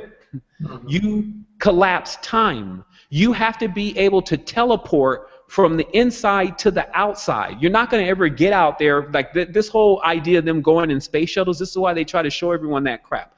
They're not going anywhere. You can't go outside with a space shuttle and pop out of anything. That's not even what's going on. That's an illusionary perspective of how the Matrix really works. It's inside. You have to go actually inside through your own star clusters. It looks like you're flying through keys. And then that's when you get off of the zigzag path. This means that the path that's all complex and confusing and you don't know what you're doing, there's no experience involved, you're not really changing your body, you're not stopping eating, you're not doing anything that's really going to cause some change. This is the zigzag path. And so with a zigzag path, if you're looking down it like a tube, you can't see to the end of it. Like you can't see the light in it. Okay? Mm-hmm. But if you have a straight path, you can see the light, as they say, the light at the end of the tunnel. Right. We're going to continue in a bit. Actually, Blog Talk stream is about to end in a couple of minutes, so we'll just quickly take one more caller. Yeah. Sorry to interrupt you there. No, my light is super bright. I just need to cut the light down. All right. So area code starting with 734. We're going to quickly take your call and see if we can answer, and we're going to end the call in a couple of minutes. Actually, 2 minutes. Blog Talk is going to end, but we're going to continue on YouTube live stream, and the URL is on our website, soulfreedom.org. You can go directly to YouTube live. We're streaming there, and I'm going to unmute area code 720.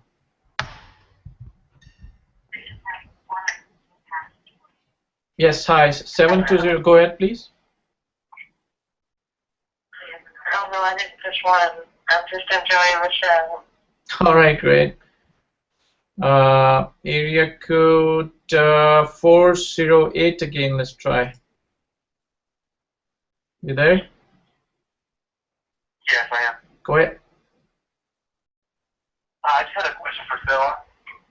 It was just to explain the differences between Eastern and Western mysticism.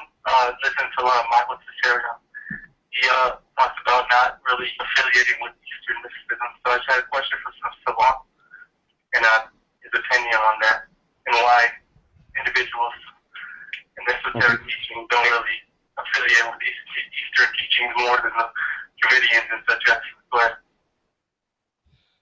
For sure, and that kind of gets into. All right, thank you. All right, go ahead. So.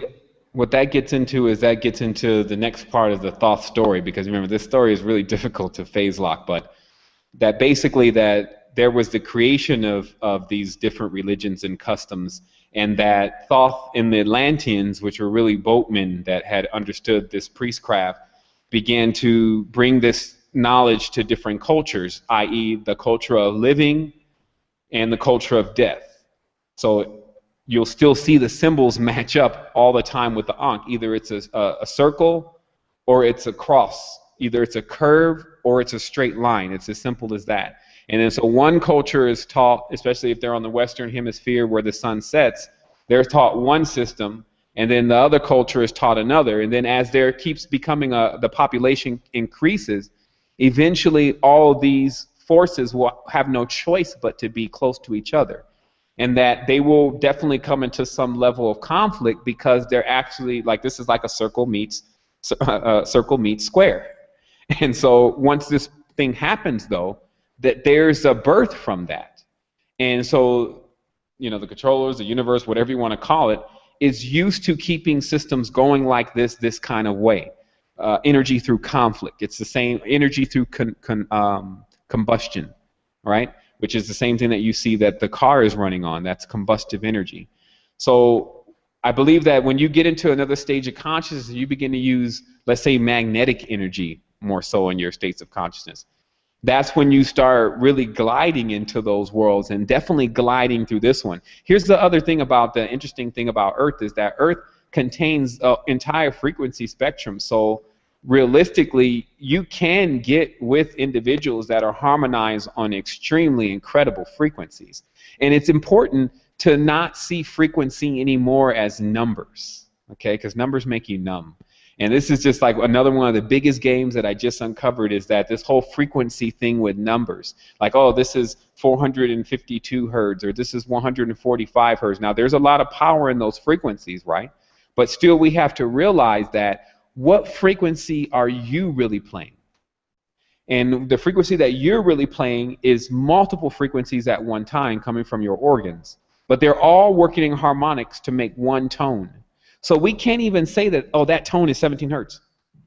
It doesn't work like that. Like it's like several fibers all twined into one larger fiber. And then that's making it, what it is. And so if you're trying to label it and say, oh, that's 555.2 hertz, that's Thoth. Thoth was the god of that shit. And I just can't really stress it to people enough that I realize you're dealing with these beings that they deal with science, right? And science is trying to prove something that already exists. Science it acts like it doesn't have the tools and components to actually develop what it needs to develop, yet it has laboratories full of stuff that if I could show you right here on air right now some stuff that will confirm for you fully. Simple GDV device will confirm for you fully that we have this huge field around us, and it changes colors and everything, and it's all based on what we do. And a simple visual of that brings people along a little bit more about realizing that they are what they eat and they are what they think, right? But why isn't this thing at school? Why isn't that at work where you walk into class that everyone sees what kind of attitude you're dealing with just at that moment? Because we're all sharing that space. And if you don't want to share space, because we're always going to be together. Like that's the other thing. People need to realize we're never going to be separate. So get rid of it. Get rid of the idea. The only thing that's in between us is space. Because other than that, we are biorhythmically collected. We're all in the same bubble together. You breathe the air, I may breathe it tomorrow. You sit in the seat, I may sit in it 2 years from now. We're all on top of each other, baby. So what happens here is that we come into the realization of that, and then we also realize our responsibility with what we need to do with this network. Because that's really what it's about. It's about taking it as it's yours. Treat it like it's yours. And see, because remember, the circle, where some people think, oh, that's the highest level of knowledge, the circle, blah, blah, blah. The closed circle teaches people that when you throw something away, that it goes away. It goes into a hole. The hole's the abyss. There's nothing there. Like it just goes away. But that's not true. When you throw something in the trash, it goes to the landfill. Now it's in our ocean. It doesn't go away. But when you teach people the concept of the zero, they believe that things go away. It's a whole opposite spectrum with those who learn with the straight line. You see what I mean? So this is how they divide the world, to answer the gentleman's question. On one state of consciousness, he's on 0. Other one's on 1. Look at the 0. It's curved, then a 1, right? So those are the two dualistic planes, the 0 and the 1. Where you need to be is the secret that I was explaining with the symbol of the 1. 1 as a symbol. This is when you take this 1, right? There's my finger. And then you turn it like this, because that's 3-dimensional. And then you'll see a circle right there. And then you'll also see that this is a tube. So what this unlocks is that the symbol of the 1 actually contains the symbol of the 0 within it, meaning that the 1 and the 0 are never separate. And some people will get this and some people won't, but this is the key to everything. Once you realize that the Eastern and the Western are both either right or both wrong, depending upon what conclusion you want to come to, that's when they collapse. You bring them together. You basically create the heart symbol. That's when you really start to show some love. Because other than that, as long as you're dividing and splitting it all up, we already know what that's going to do. And that's why I said we get innovative. We start creating things despite what everyone else is talking about, and everyone's in fear, and they're going to kill you for this and blah, blah. Look, you are policing yourself. Go grab something like a 3D printer and start manufacturing free energy devices and get vortex implosion going on and get rid of negative door like Rife taught you. Go back on Tesla's videos and bring back out the static electric or pranic electric generators and bring those back out and reinvent those. I don't have time to do all of this. My ideas are open source. I give you my ideas. Like, they're not mine. Shoot. And this is the other thing. This is another major key, because I think I'm just going to air. Maybe I'll come on the show tomorrow, but maybe I may not. But because I may re-air this tomorrow. I mean, we're going to ask you first, but I just feel like there's going to be so much in this show.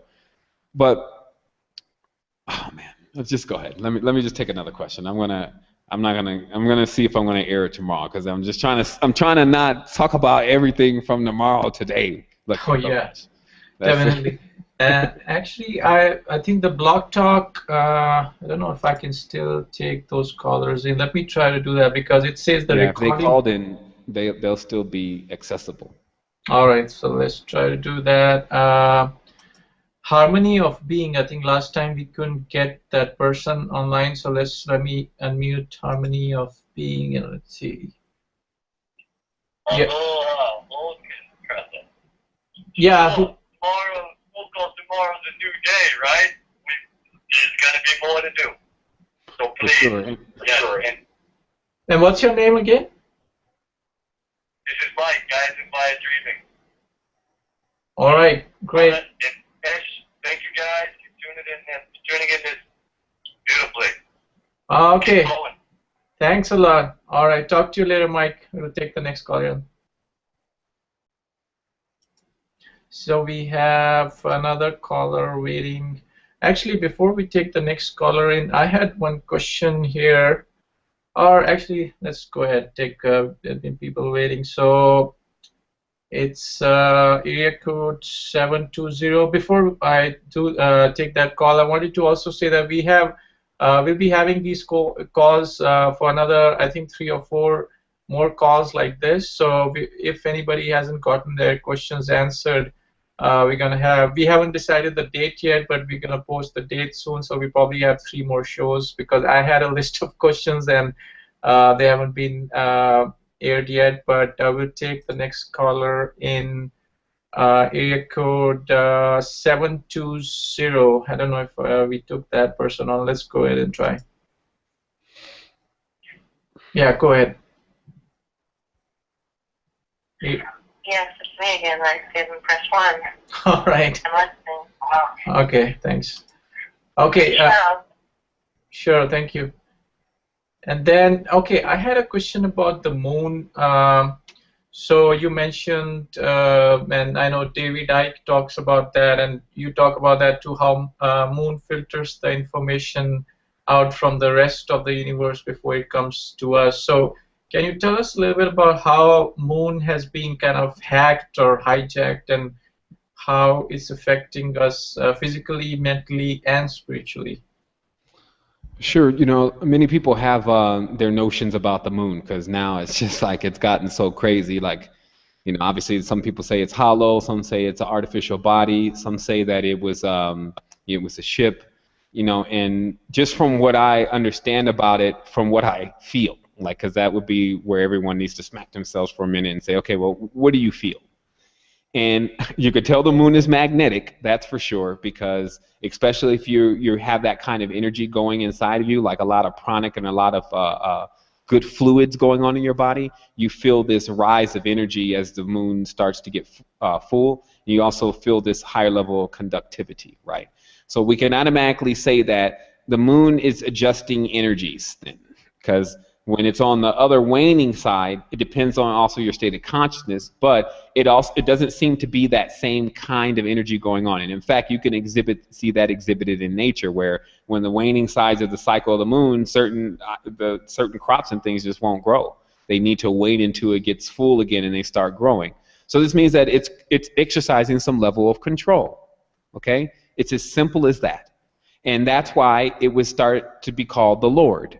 Because anyone that exercises control was known as a lord. But if this being was not so far out in the galaxy, meaning that the moon is actually rather close compared to the next celestial body.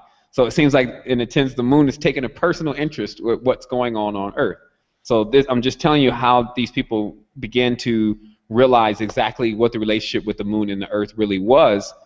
And then maybe something that happened later on with when the Russians, or the Orthodox, where the Orthodox Catholicism comes from, went to the moon and whatever they did there. So basically, in a nutshell, we find that the moon is very useful to especially reproduction of livestock. And this is actually why there's a big connection with cows, which is what in the ancient times that people really wanted more of than anything, the bovids and the auroch, because that was going to give you meat, that was going to give you cheese, that was going to give you that was going to give you the horn, that was going to give you all sorts of different things, the coat, and all those things, just like the buffalo to the Indian people, were very important to this specific people during this time. And so what I believe personally is that there seems to be some very uncanny connection with some type of hybridized being that consists of somewhat of a body of a bull and then a body of a man. And this being the covenant of some sort that took place between our world and some beings that served as like wombs for our worlds. And to make this very clear, we're mammals. Okay, we're not reptiles. So there's a reason for that. The womb we chose to go through was through a mammalian womb. So this means that whatever animal per se is giving off the most milk, we're probably going to be connected to, because that's also what's in the breast of a woman. So that's really easy to see that the cow was, the major connection with the milk for people. And if you look in the ancient writings, they show you all of this. They show you these connections between people and these animals, and that later on that connection was broke apart. And that's what you can call civilization. That's when there was a separation between the beings who were like appearing in physical human bodies versus the hybrids, if you may. And I may have get lost in this topic a little bit right now, but just because being on the line for so long, and also talking about something that's rather complex to get across to people so they really understand it. But to understand what the moon first was, is the moon had everything to do with generation and the sexual principle of the earth, and that the moon was known to be very abundant, and it was known to show up in all types of forms, like sometimes in forms of animals, sometimes in forms of men, meaning that the actual emanations coming from the moon. And this actually gives us the story of angels, to tell you the truth. Like, what people know as angels were mostly entities that came from the sphere of the moon. So this is where there starts to become some kind of extraterrestrial connection in most people's mind, because they see that these beings had come from another star system themselves. And this is why they became known as the archons, or the lords of the earth, because they were like basically really close to us. They controlled a lot of the reproduction of especially bacteria. This is a major thing for human beings, because with candida and all these different things inside of us, all these microorganisms, the moon becomes the main instrumental tool used to allow those organisms to increase and decrease in your system. And so thus that really has everything to do with your frequency. And so we have a video, it's called The Human Resistance, where all this stuff is really detailed, because it's quite a complex topic, because you're getting into different parts of time. Even when there were glyphs that were taken from Earth to the moon by the order of the dweller, meaning that again, there's some being that's still kind of hanging outside of time, vampiring things, had ordered the priesthood, Kohanim, the ones who worked the craft, which is a ship, to actually take the glyphs that it carved from its laser, which is basically Solomon Shamir, that it cuts into crystals these weird symbols. And then it had these obelisks taken to the moon, so that way that when the sunlight shines on the moon, and all these are on the side of the moon that you can't see, then the light goes right into the obelisk and then sprays out this program. And this is, I'm taking you so deep in the fringe, they may just cut the conversation off. But basically, where I'm at is I see this code running. When you're using the third eye, you see this code running through everyone. You see these codes. Mm-hmm. And I'm starting to realize, especially as more as I understand what's going on, the more I'm able to see, I'm starting to realize that this is a program, and it's actually programmed over the top of their original programming. And this would also be very synonymous with another atmosphere basically created outside of our Earth, right? Mm-hmm. And this atmosphere was served like a sky window. You could basically do the same thing you do in the laboratory. Do you remember when I keep saying that the whole problem is if you punch a hole through the atmosphere, you can break the canopy and all the water falls and then it's over. Everyone goes to the next thing. So to avoid doing that, which is what they don't want to do. See, some people think they want these malevolent forces want to destroy the world. Oh, no, then they want this thing jam-packed full because that's going to be more energy, right? Yeah, right. But in order to keep these transmissions going on and keep their communication going on, which is leaving this sphere, you would have to create some kind of artificial bubble or grid that you could open. You could open one part and keep another part closed. Go inside, have that part closed, and then that part open. So that way you never expose the actual reality, the petri dish, to any external, any kind of external energies, because these external energies cause. This would be very similar to a hole in the sky that you start seeing certain things out there, and this all of a sudden, not only from an etheric level and a feeling of what you're feeling coming from out there, but just from a visual level alone, you realize that shit, there's something out there. So all of your senses are being bombarded at once that there's something even more vast than what's going on Earth. And so to prevent that, you need to create like a cloak, something that even when you open it and even when you're doing things up there, nobody can see it. And so this can be done, and I know 100% it can be done. I've seen this. And it's basically, it's how the dream is being programmed. And that's what I was getting into earlier. And this is derma, or which means skin in Latin. This is dream programming. It's when you basically program the light codes, because all of this is still light. That's what we need to understand. The highest level of energy of energetics of this looks like a light. So, and then the only thing that's different about these lights is that they're different shapes and they're different color frequencies, right? But this is programming. So if you know how to build something or create something that emits that, which is a simple craft, this is not even complex. Crystals are a key component to this. And then from that, just some kind of energy that can emit through it, like mainly a sun. And what that does is it sprays out a program or a frequency all over everything. And then so you'll find that if the beings that are being subject to that don't have the shine in themselves, like they can't like repel it. And this is the easiest way to explain it. This is why the stronger states of consciousness have a tendency to win. Notice now, trying to get some high level knowledge is very rare right now. All you get is Jay-Z and all these idiots. I mean, it's just gone crazy. Nobody's sharing knowledge. All they're doing is the same thing over and over and over again. The reason why I say an idiot is because only an idiot does the same thing over and over and over again. If you look at my conversations, I constantly keep progressing with knowledge and thought, because that's how it's going to work. You're going to keep coming into new things. You're going to keep expanding, and it's never going to stop. But someone who may be into some level of ignorance is going to keep being redundant about something. They're going to keep having the same story. Oh, the Anunnaki are going to come for us. And then when they land their ships in the gold-facey giggies, they come here and then they bring their future tech with them. And then they're going to emancipate the Earth because they're going to get rid of the negative forces. And remember, the people who created these stories also created Capcom.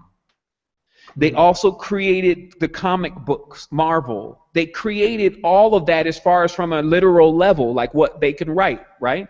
So that's why I was saying the popes and the poets are connected. Shakespeare connected, but think they've advanced of men with very great creativity in order to ensnare less creative beings. So instead of you as the centralized character, because there's always one play here, instead of you as the centralized character, there's always somebody else, whether it's God or whether it's Hercules or whether it's Spider-Man.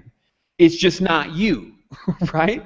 And so that's just the whole game with this. The game is to keep everyone pacified, cool, basically not hot, and soaked in this water, because this is a womb. So there's water. How much water is in here now? Some people say, well, what are you talking about? I pour me a glass of water. No, that's density of water. Let's go get a dehumidifier and put it in your room and leave it running for an hour. And then there's going to be tons of water in there. So where do you think that water is coming from? It's coming right from your atmosphere. So you're underwater now. So that's the other thing. Those who go out, they automatically light up. If your stuff is really, really on point, what happens is it's like Earth is just keeping you cool. The moment you break out of the envelope, you basically go supernova. And this is why it's also so difficult to come back from supernova. So if you also want to know what happens with a lot of the crazy people, is they go supernova and they never come back. They can't actually connect back with this consciousness. You see? And that's why the bridge walkers and the bodhisattvas are so important. They're like the mothers and fathers of the dimensions, because they're the ones that have gained some ability to be able to walk between the planes, the spaces within the spaces. And that's why we're saying that the human being shows that in its magnificent state, it is actually a being that is capable of doing that, meaning that that is our real purpose. We were created to be bridge walkers, to actually walk in two planes at one time. That's the equipment that we're sitting on, for whether you want to believe it or not. And so this means that, and that's why anytime you want to know what the template is for a planet, you always look at whatever it is that's supposed to be its highest being. Okay, like whatever, and that will always control how far people really get, is what they think to be the highest. And that's why we are totally re-engineering the idea of what the Supreme Being is thus far, and cutting this idea that there's some kind of disconnection, and then reinstalling, which basically doesn't even need to be reinstalled, it's already there, this connection with everyone, realizing that you are the Supreme Being. And then after that starts to sit in for a while, though, because it's a lot to take. Some people think it's like, oh, it's an ego or too much of a compliment. But when you really sit down in it, especially if you got some kids, you start realizing that, man, I'm responsible for actually really taking this thing to a next level, but I got to be innovative.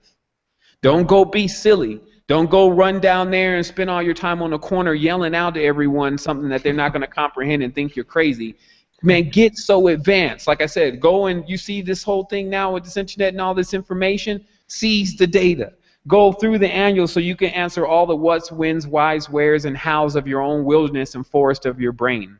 And then come and seat into yourself. You have your brothers and sisters here. The resistance is strong. Astral Quest is up. Realm Dynamics is on the sphere. So we have many different factions for an individual to, it's already been done. It doesn't matter what happens to me. That's how it was initially set up. But guess what? We're going to the next level. Like, we're not even, look, all the cards go back in. And you know, Lokesh, you're a major part of this. But creating a network that's open source spirituality is actually not even a network. It crashes any ideas of networks. It brings in the real concept of that affiliation is the key to everything. That's what's going to straighten everyone out.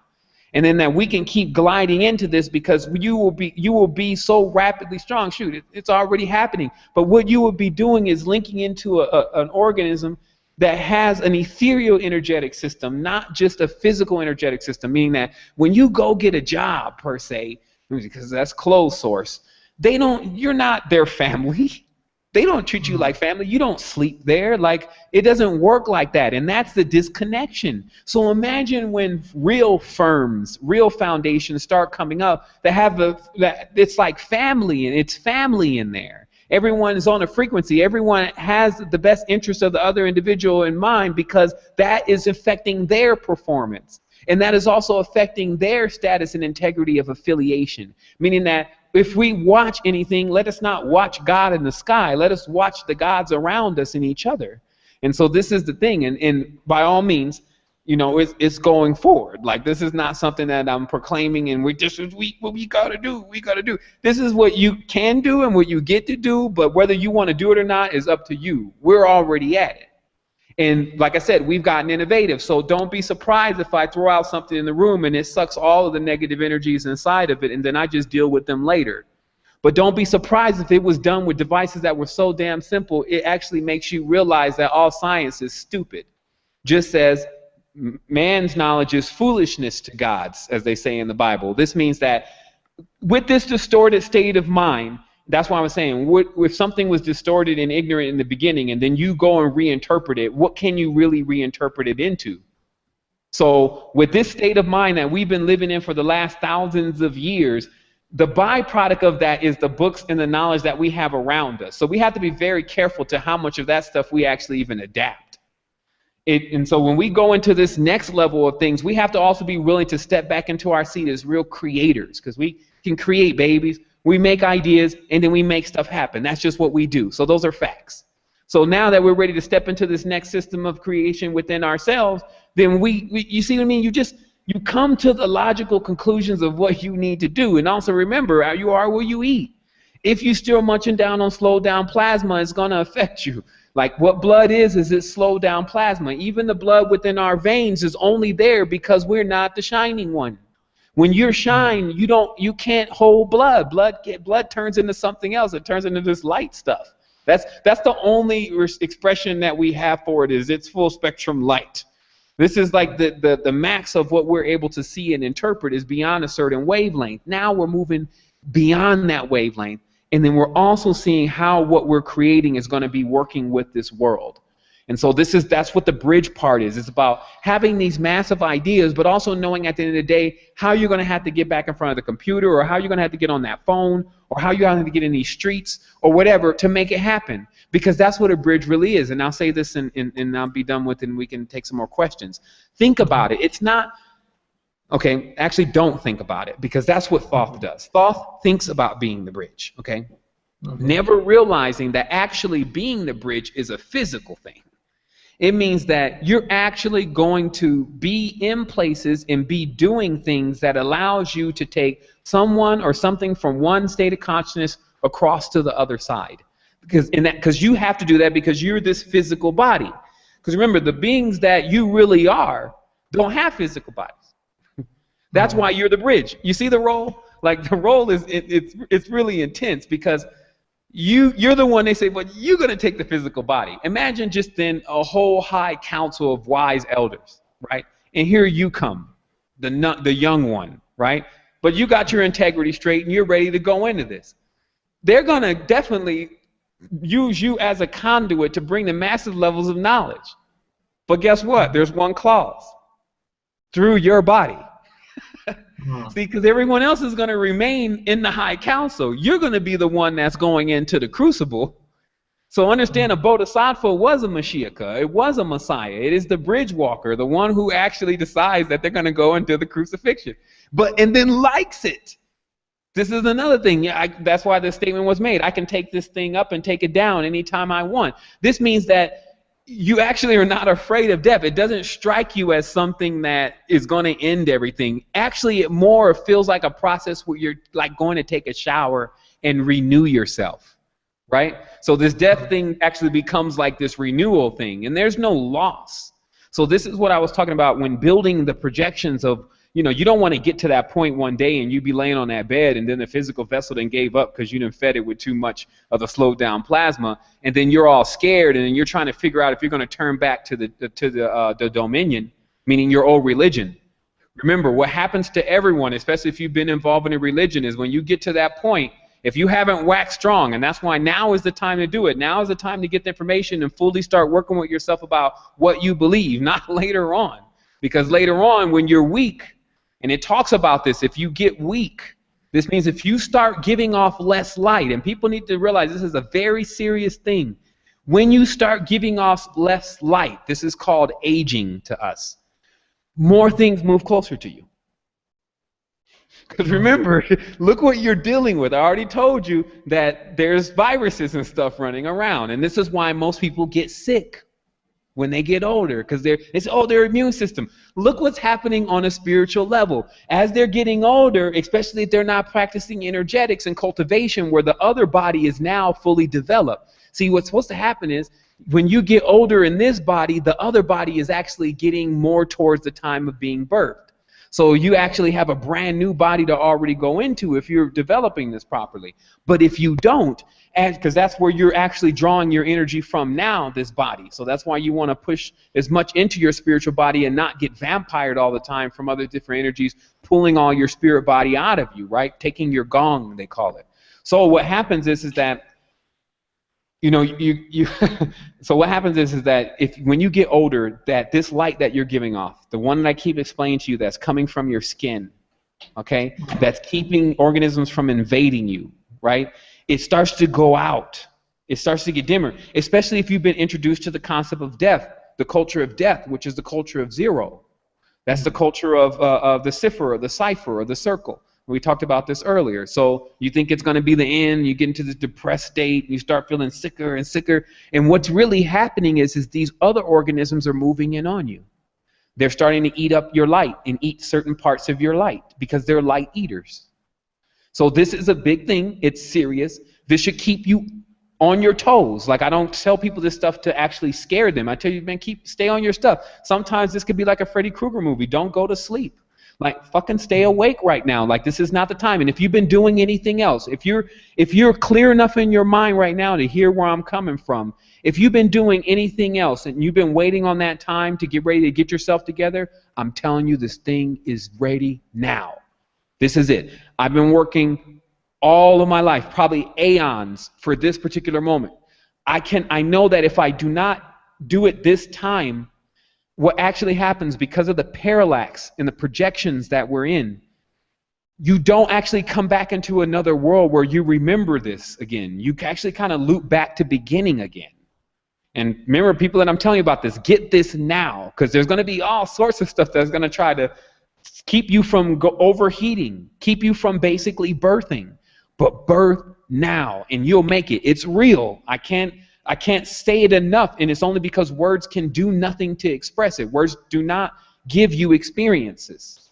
Mm-hmm. And then further, it even it's divided more when we say it over one of these things, because this is a electronic carrier. Mm-hmm. So let me show you how the difference in systems, just like I was talking to you about the head, and how these are different in systems. Like, if I'm sitting right next to someone and I'm talking, it is still more powerful than if I'm talking to them over a phone or something. But that talking is still, you see what I mean? There's different levels of this.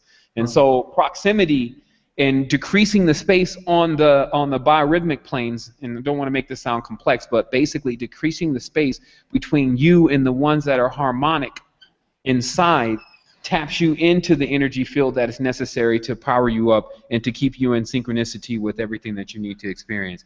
Then you don't actually have nothing to worry about. Like, there's no worry. You're kind of out of that whole field. Right. So go organic. I think that what I'm getting from you is more organic as we can get. It's a stair-stepping process, and we talked about this on many conversations, so I definitely won't get into it now. But realistically, start somewhere, even if it's junk food vegetarian. You just have to remember the actions, and the same thing that's doing when you judge or when you decide, then you're going to be judged, or something's going to decide for you. And this is not something. This system can work in your favor. Some people always listen to that kind of stuff, and they're like, "Oh my goodness, that means if I do something wrong, something bad's going to happen to me." Why do people think like that all the time? Why is it not, that means if I actually do something massive, then I'm definitely going to get the result of that massiveness, probably around the time that the full moon comes. And this is where, that's where, it's just a simple switch. Like in reality, like, it's just a simple switch in state of consciousness. It's like where you stop seeing. And this is what does it. These kind of conversations, these kind of talks, because guess where the power is coming from? Together. See, when we're together, like, the more that we talk, the more that we build on this, the more that we start making stuff happen, the more that things happen, everybody starts getting hype. And guess what? Because it's open source, everyone's also benefiting off of it. Meaning that it's not designed, this is not a charity. Like, we're the most intelligent people in the universe right now. You think we're going to be sitting back here struggling from any energetic level? Like, should I be over here sleepy and tired? I need to be on my fringe then, trying to figure out how I'm going to, make me some spagyric or something. If you have an issue, that's what we're talking about. Let's deal with it. Put it in the think tank, and the think tank brings out the solutions. But we're going to have to get we get a lot stronger, because there's a lot of people that are missing the connection. That's what I'll say. As a bridge, what happens where the areas where there's no bridge? They didn't carpet bomb their bridge. That's the states of consciousness over there, right? And this is the key part of the conversation. As a bridge walker, or you're actually the bridge, right? So over there's like this village, and they bombed out the village. There's only children left there, and then they're all like in a state of consciousness where they can't be but like children. They don't know where to go. So their bridge is bombed down. Who's going to come and be the bridge? Right? And then when you land, because as a bridge, you have to build yourself to the other side. When you land, you're going to deal with hostile forces at first. They always talk about this, that when another stage of consciousness goes over to another stage of consciousness, even if the one state of consciousness is benevolent, expect a war. Because now it's just all about what kind of quote unquote weapons are you using? Are you using the love gun? You see what I mean? Like, there are ways to smooth out the rough edges of what the reality is done with someone through magnetic buffering and that kind of energy. That's when they break down and they cry. You see, that's the experience, my good friend. That's when you know you're really with a master. It's like the entire atmosphere has so much empathy and compassion, you just start crying. They be like, what's wrong with him? Be like, don't worry, his shield's breaking. The shell's breaking. And don't worry, he's safe. See, because what happens is that when people, the reason why they use the shell, the reason why they use the pentagram, the reason why they use their fire or their fight is because they're tired of being hurt.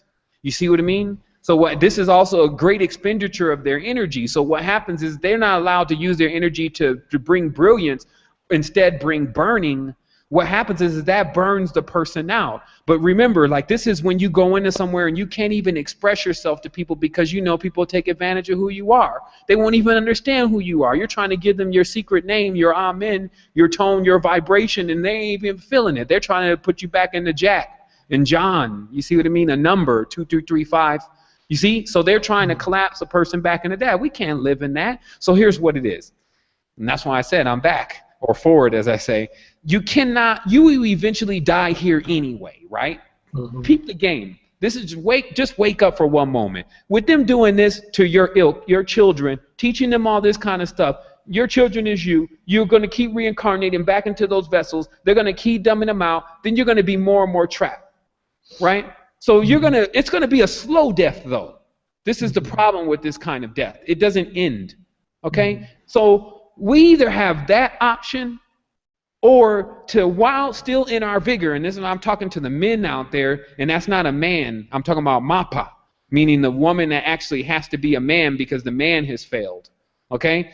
If to step into that role, those are the people who I'm talking to this week.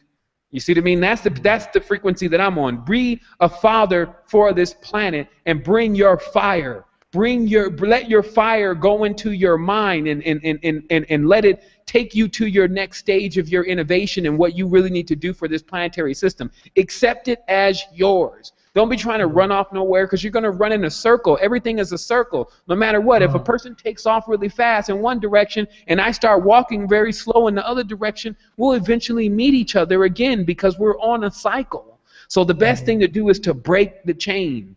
And that's what this is about. This circle, this is a big decision for us. Like, I'm taking people right on the truths on top of everything that's being determined for this planet right now. But what it's about is that when we make the decision to go beyond, remember, it's just like that great awakening that I had 4 or 5 years ago. The energetics are so high, you're just trying to remain stable. But one thing that I realized is that if I had someone in the room with me, even after that knew what was going on, I wouldn't have lost as much power as I did in doubt. Meaning that many people wake up and then your powers and your abilities are in full form. It's only when other people start to tell you, man, that doesn't even, you don't have that kind of power, man. You don't know anything. You're trying to read my mind. You don't. And then your doubt starts to suppress the ability. It's fear. It closes the chakra again. So now it doesn't work. Okay. So when you come out of an awakening, you got a bunch of people around you that are actually trying to basically put you back to sleep. That's just how it works, right? Mm-hmm. And then so it's a major thing. If you wake up all of a sudden and then you have all these other people around you that are awake, you don't go back to sleep. In fact, you go into a greater stage of awakening. Like whoever said the awakening was just one thing. Every day I seem to awaken to a greater stage of this consciousness. Yeah. You know what I mean? As it bakes, because you got to realize once you get the right wheels going on in the mind, you can think you're asleep and the wheels are still turning, and you wake up in the morning and there's just there's basically like a dossier for you, a folder of last night's information gathered. Meaning that's how our mind really can work. It gets to a point where once you have certain levels of data, around 2 o'clock in the morning, you just start figuring everything out, and you're still kind of asleep.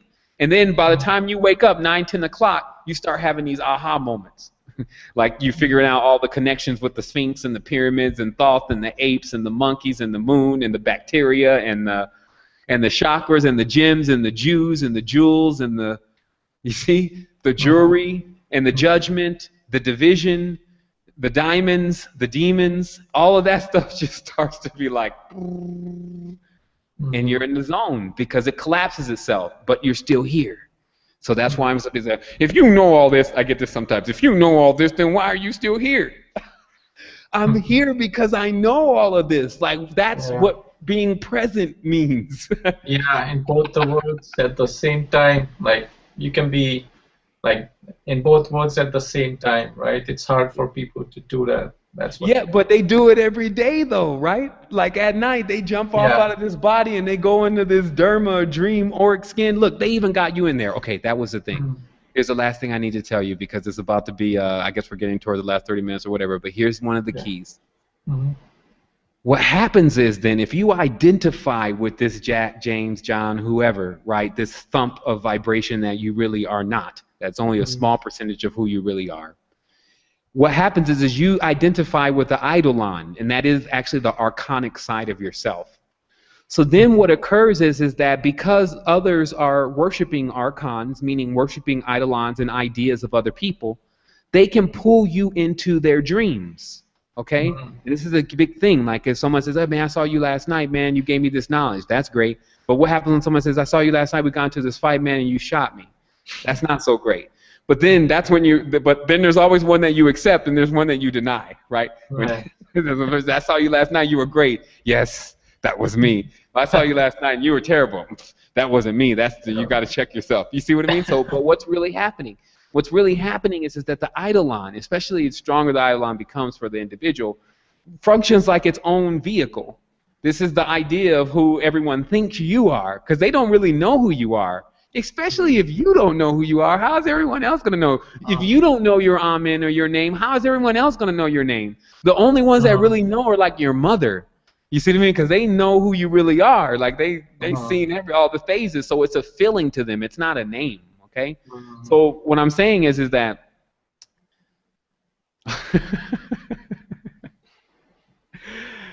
anyway, it's so difficult to explain it in English, but I'll get it out here in just a moment. But I was talking about the key to the whole thing. Okay, there it is. Okay, so what happens here is that then if you start doing it, if you start identifying with James, and then you start identifying with the person that's in the mirror, and I'm only talking to myself, right? Then that eidolon has more control over you, especially what people do with it in the dream world. And even what sorcerers may do with it, and even what the exchequer may do with it, and what other papers that have your name on it may do with it. So if you start thinking, this is my signature, this is my face, this is my name, everywhere that imprint is, even in the dream worlds of individuals' minds that are entwining you, it actually affects you the more you believe in it, okay? But the more you identify with it is what I'm saying. I'm not talking about morale. I'm talking about identifying with Earth creature, meaning basically 1/billionth of who you are. Okay? Because what happens is that when you get into this next stage of consciousness, it only comes about through this method when you don't identify with this limited character that everyone has wrapped up in a web like a spider. And it's because anyone can be a witch and a warlock. These are all W's. This is the zigzag. This is when a person actually sends out negative energy to you, especially when using some kind of spell or curse. What is a spell or curse? Spells and spelling are related. A curse is when someone cusses you out and says, you be MFing blah, blah, blah. That's a curse. Because the energy that they're carrying at that moment is really what's shifting and molding those words. So this means that anyone can be a part of that kind of energy. So just realize that in all of this, the more you identify with this very limited character, the more at a disadvantage you will be, because you can get all your energy pulled down. That's what happens to a lot of, especially the actors and the stars. They're so identified with this whole character that they've created that everyone is tapped into it, and their life is just a disaster. But the less that you identify with the actual form itself, and the more you get into the real expanded side of yourself, even things that you don't even know are going on have less effect on you. So I'm not sure if I did the greatest job of explaining that, but I'll probably have to explain it again tomorrow. But just realize that that's where this control really is. It's a two-way street. The more you identify with the Eidolon limited character, the more you can be controlled by the limited character in all the different aspects that it's been replicated itself in. There it is.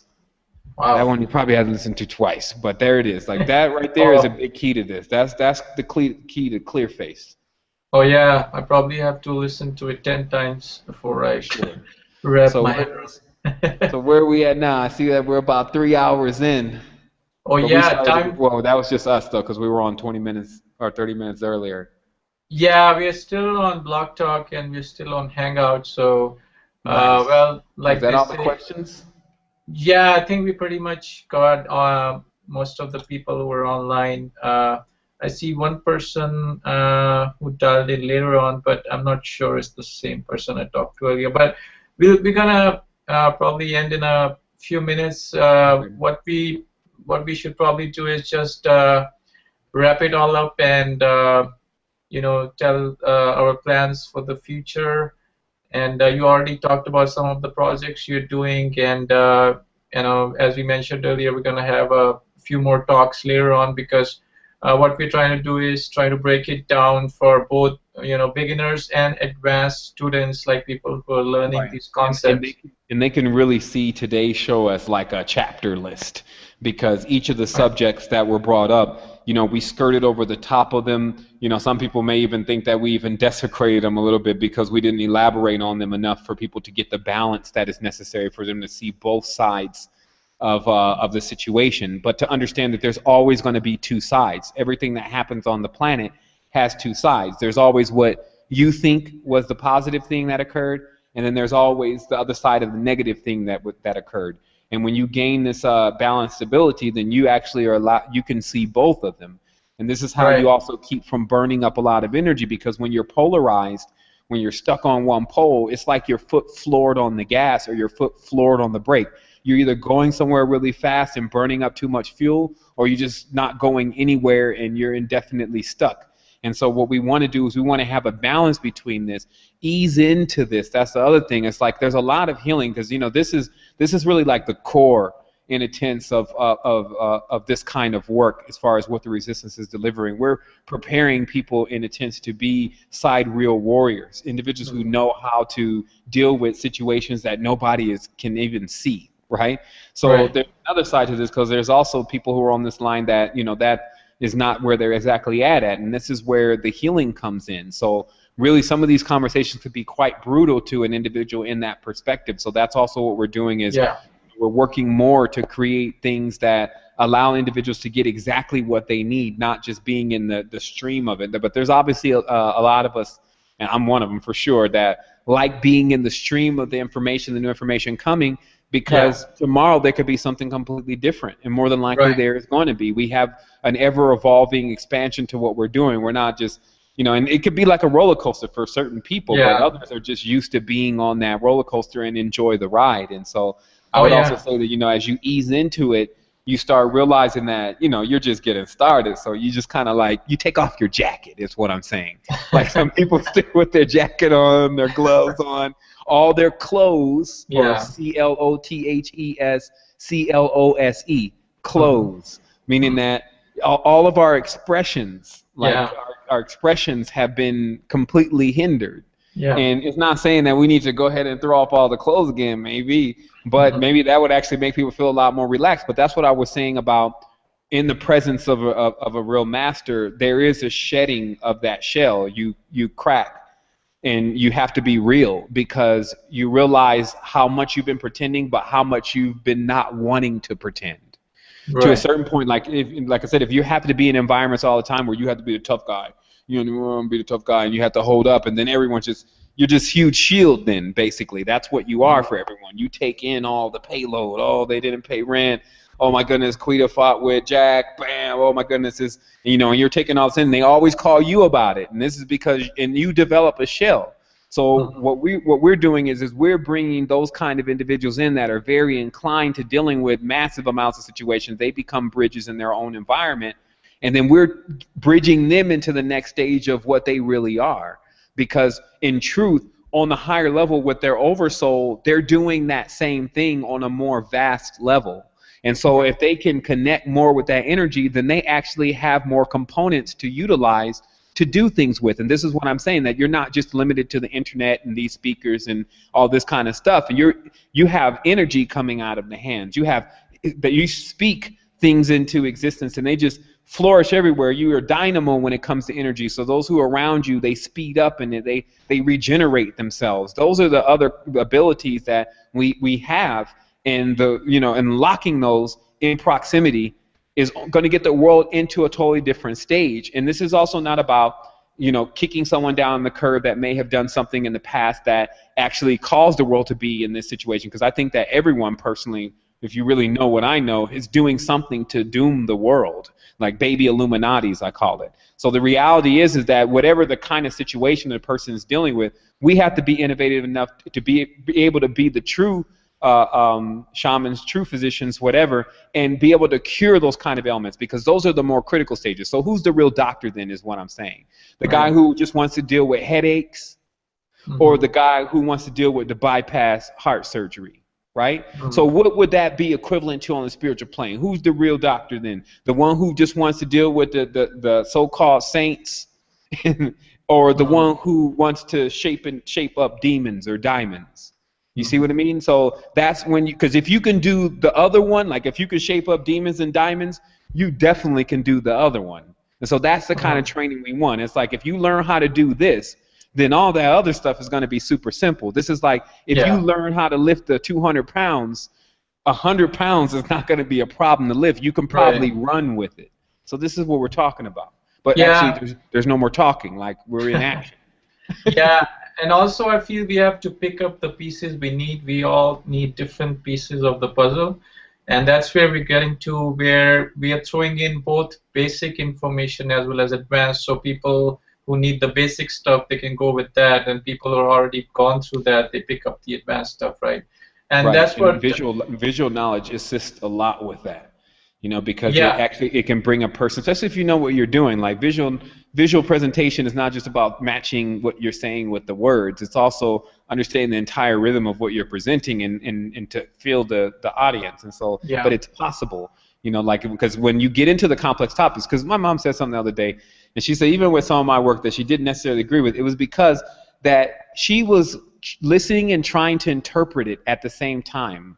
Trying to actually judge it at the same time. But that's never how you learn anything. And that's never how it ever is. Like if you're in class, if the teacher says, okay, 2 plus 2, wait, I don't think 2 is even a number. And then you say, okay, all right, well, go ahead and sit down. Okay, so like I was saying, 2 plus 2 equals, wait, the equal sign is like 2 straight lines, but it's not really parallel because they meet themselves on the other side. You see, like that's not a way to learn anything. You have to actually sit down and say, okay, I'm not going to judge right now. I'm just going to listen. And then I'm going to hear all of this, and then I'm going to come to a conclusion at the end, but not the other way around. Because if I'm supposed to learn something here, just like any other school or any other course, it's going to mean I don't know it first. See, people approach the spiritual knowledge as, well, if he agrees with what I agree, then I'm with him. How does this ever get us anywhere? Like we would basically be in a circle because no one would ever be innovative. Everyone would keep regurgitating the same information. Hello, Christianity. Same book. It's like 3,000 years old. This thing's got dust on it. It's like for a whole other time we were like wearing, like everyone was wearing Birkenstocks back then. Like right now, we're on Adidas pump. You know, it's just a whole different framework, right? But if you're on that framework, it serves to keep you trapped in time, because it doesn't mean that nothing was wrong with that era. It just means that we're still moving. Like we're going to go beyond that. And so this is the big thing. It's like some people want to get off the roller coaster. They got off at 0 BC. Look, it even tells you when they got off. They got off at 0, because supposedly when the Jesus was born, that's when time started over again. So that would be 0 point, right?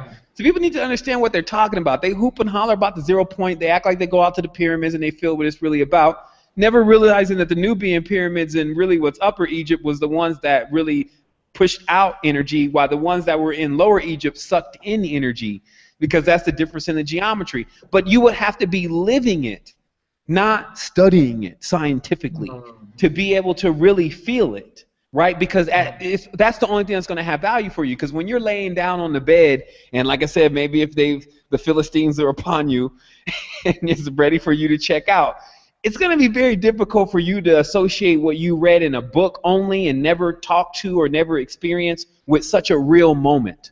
And what I mean by that is that if you're talking to God, and then God is using this weird sign language, because some people that they come up with this concoction and they say, well, you know, God doesn't actually speak with me directly, but he shows me in signs. Well, we need direct, when you get on your deathbed, that's not, sign language is not going to work. You're not going to be able to assume what's going to happen. There's going to be a whole other thing coming over you. And that's what I was talking about in the beginning of this conversation about the formula. Because the formula is that I've been in situations in my life that were either life or death. Either like, are you going to, either God exists or he doesn't? Because right now you're going to need to know, or else things are not going to go well. And so when you're in that kind of situation, or you can simulate that kind of situation for yourself, because we have some simulators here. We have people who love to go voyeur because they use tubes or TVs all the time. So they've learned how to simulate certain situations that they would need to, that they can feel what they would feel like in those situations. So for a moment, simulate yourself just in a situation where you don't have enough energy to overcome whatever it is that is upon you. At that point is not the point for you to figure out when you should have got stronger. Okay? Right now, while you're strong and you have your vigor, this is when you penetrate this and actually figure out what's going on. It's going to be, because Earth is an enigmatic place, a lot of stuff that's just going to blow right by you at first. Don't worry. Stick with it. This is not like college in a sense where we got to get periods going on, there's another class. This is just simply you looking at something that you don't understand and then realizing that you already understood it at one point. So the more that you actually hear it, and that was a Skype drop, so we're just on the Google, but the more that you actually hear it, the more you actually are able to realize that what it is, because it's truth. Okay? And so that's the only courtesy that we've done, everyone, is that we are bringing truth. And in truth, you will recognize it within yourself. So that's what makes this, at the end of the day, not so complex. As long as you're not overworking in thought land, logical land, and then you actually sit down and you say, well, what do I need to extract from this conversation? And then you'll find that the true bridges have bought every single thing for you, especially, personally, in these kind of conversations. And then the rest, what you cannot assess, becomes like a movie that you can actually see again. Because think about these days, how many times do you watch a movie these days? Once? Because you either watch it twice, you must be really, really bored, because there's no substance to it. But with these kind of conversations, they're enigmatic. I mean, this thing is, it's woven. It's like a Persian rug. It's like you can't even realize where the loop is connecting for the next color. That's the kind of world, that's the kind of life, that's the kind of emission that we exist within. And when we don't have that, because we're just like any other very exotic animal, when we don't have that, we start getting sad. Think about it. You take this big bird of paradise and you put him in this cage in this apartment in New York. What's going to happen? It's not going to be no time. First, you're going to start seeing feathers on the floor, and then you're going to start seeing the sulking of the bird, and then very shortly after that, you're going to see the perishing of the bird. So people need to realize that we're still living in a real organism that does need that kind of interaction and that kind of connection, that really sexual or sexual activity, and it's not just physical all the time, that happens with two individuals that are on the proper sphere together, and that they're ready to blend their differences in order to create something. And those differences become not things that we argue about, but that you know electricity and I know chemistry. You see, some people think that differences always have to do with negativity. Notice the hard coding and firmware of the mind. differences have to do with negativity. If someone is different from me, then that's negative. But that's not true. Differences could be that, like I said, you could be a master in electricity and I could be a master in chemistry. That's two differences because you're an electrician and I'm a chemist. And surely we can't go and play around in each other's stuff until we learn. But those differences become something we meld together in order to create the innovative device. How's it? So that's when you take evil then, because that's what supposedly negativity is, and then you've turned it into something positive because you brought light to it.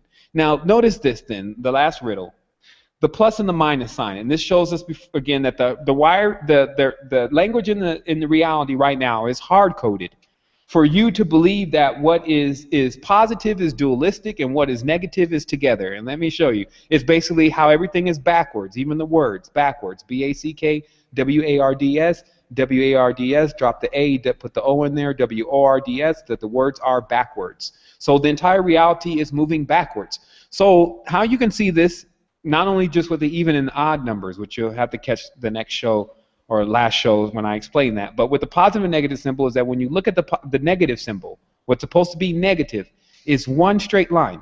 And we already talked about what that one straight line means, that one straight line actually contains a circle. So it actually is everything right there in that straight line, but that's negative. While positive, meaning good, is two lines intersecting one another, meaning actually crossing one another, that there's been some kind of conflict there. That's what two lines that cross each other mean. But that's positive. Go ahead and do that. So you see, this is the game that's being played. This is the hard code to the game. It's in the first level of it is the numbers. The second level of it is the symbols. The third level of it is the mathematical expressions. And the fourth level of it is languages, starting from the Latin Vulgate all the way through the rest of the languages. So that's it. That's all I have to say today. All right, Sevan. Right now, because, man, I'm already about to blow over here. Like, if I keep going, like, I'm going to go supernova on the phone. Tomorrow, obviously, we're going to be, man, I'm going to fight with not airing this tomorrow and just doing a show because it does take quite a bit to push out this kind of information simultaneously. But at the same time, I need to get myself more prepared to be doing that anyway. Even though people are like, man, you've been doing this for like 6 years. What are you talking about? Well, because I just got started. As I keep telling people, I just got back. Like, realistically, it sounds strange, but I wasn't actually here. The individual that you're dealing with, though, before this point was definitely capable of handling things and especially being a great conduit at bringing the information that I was discovering where I was to the spans here. But it's never going to be the same as me when I'm completely present and into experience and also into doing what I need to do to stop time, because I can actually stop time. I did it for myself.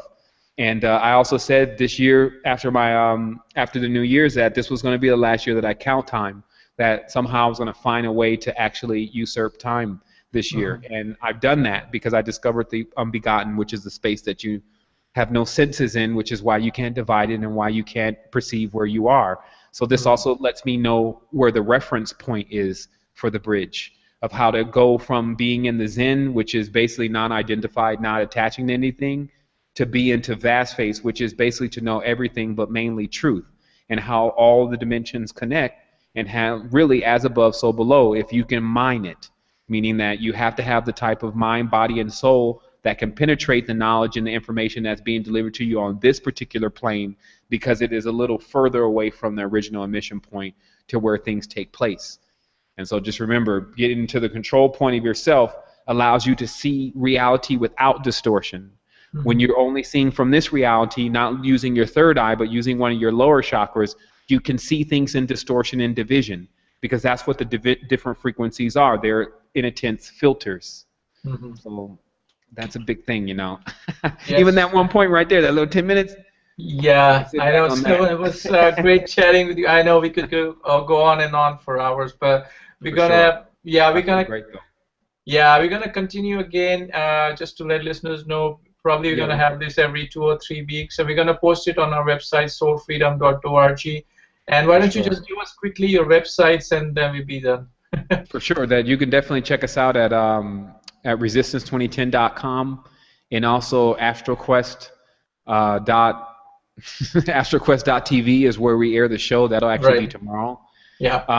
Obviously, me and Lokesh are working on an amazing platform together at Secret Energy. There's just a little part page there, but the engine is there.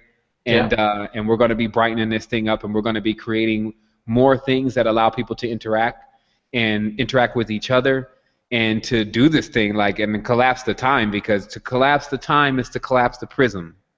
To collapse the prism is to collapse the prison. And then there's a prison break, meaning that we actually get into the stage of consciousness of being like beings that are not in a cage.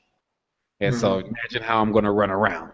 It's like super excited, right? Like I'm already accessing that now, because that's a space that I've had a chance to enjoy for some moments. And that's something that I want to deliver to this humanity, because, like I said, when you get kids in this, I was like this before I had my daughter, but even now more, I know what parents are really dealing with in this reality. Even our parents, we got to realize, there's parents everywhere. If you're not a parent yet, then think of your parent. It's by proxy. And, our parents, it's a big thing to have to deal with a world that doesn't show that it really can protect your child.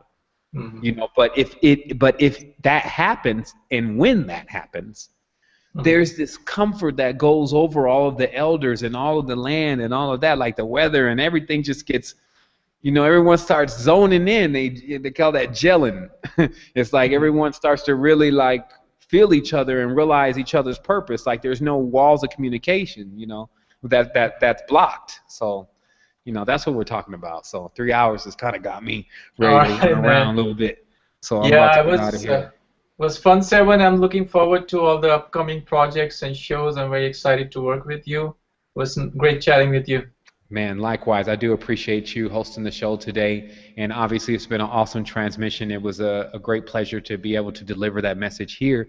And everything is super special. So this is a point in time that will be it may leave like a big ball, a light in the sky. Because that's what, in the end, I'll tell people that's what I think that these lights really are, is that they're like moments in time that, man, it was like something so massive that happened, it just had to leave a light. Yeah. And so I encourage everyone else, be a legend, leave a light.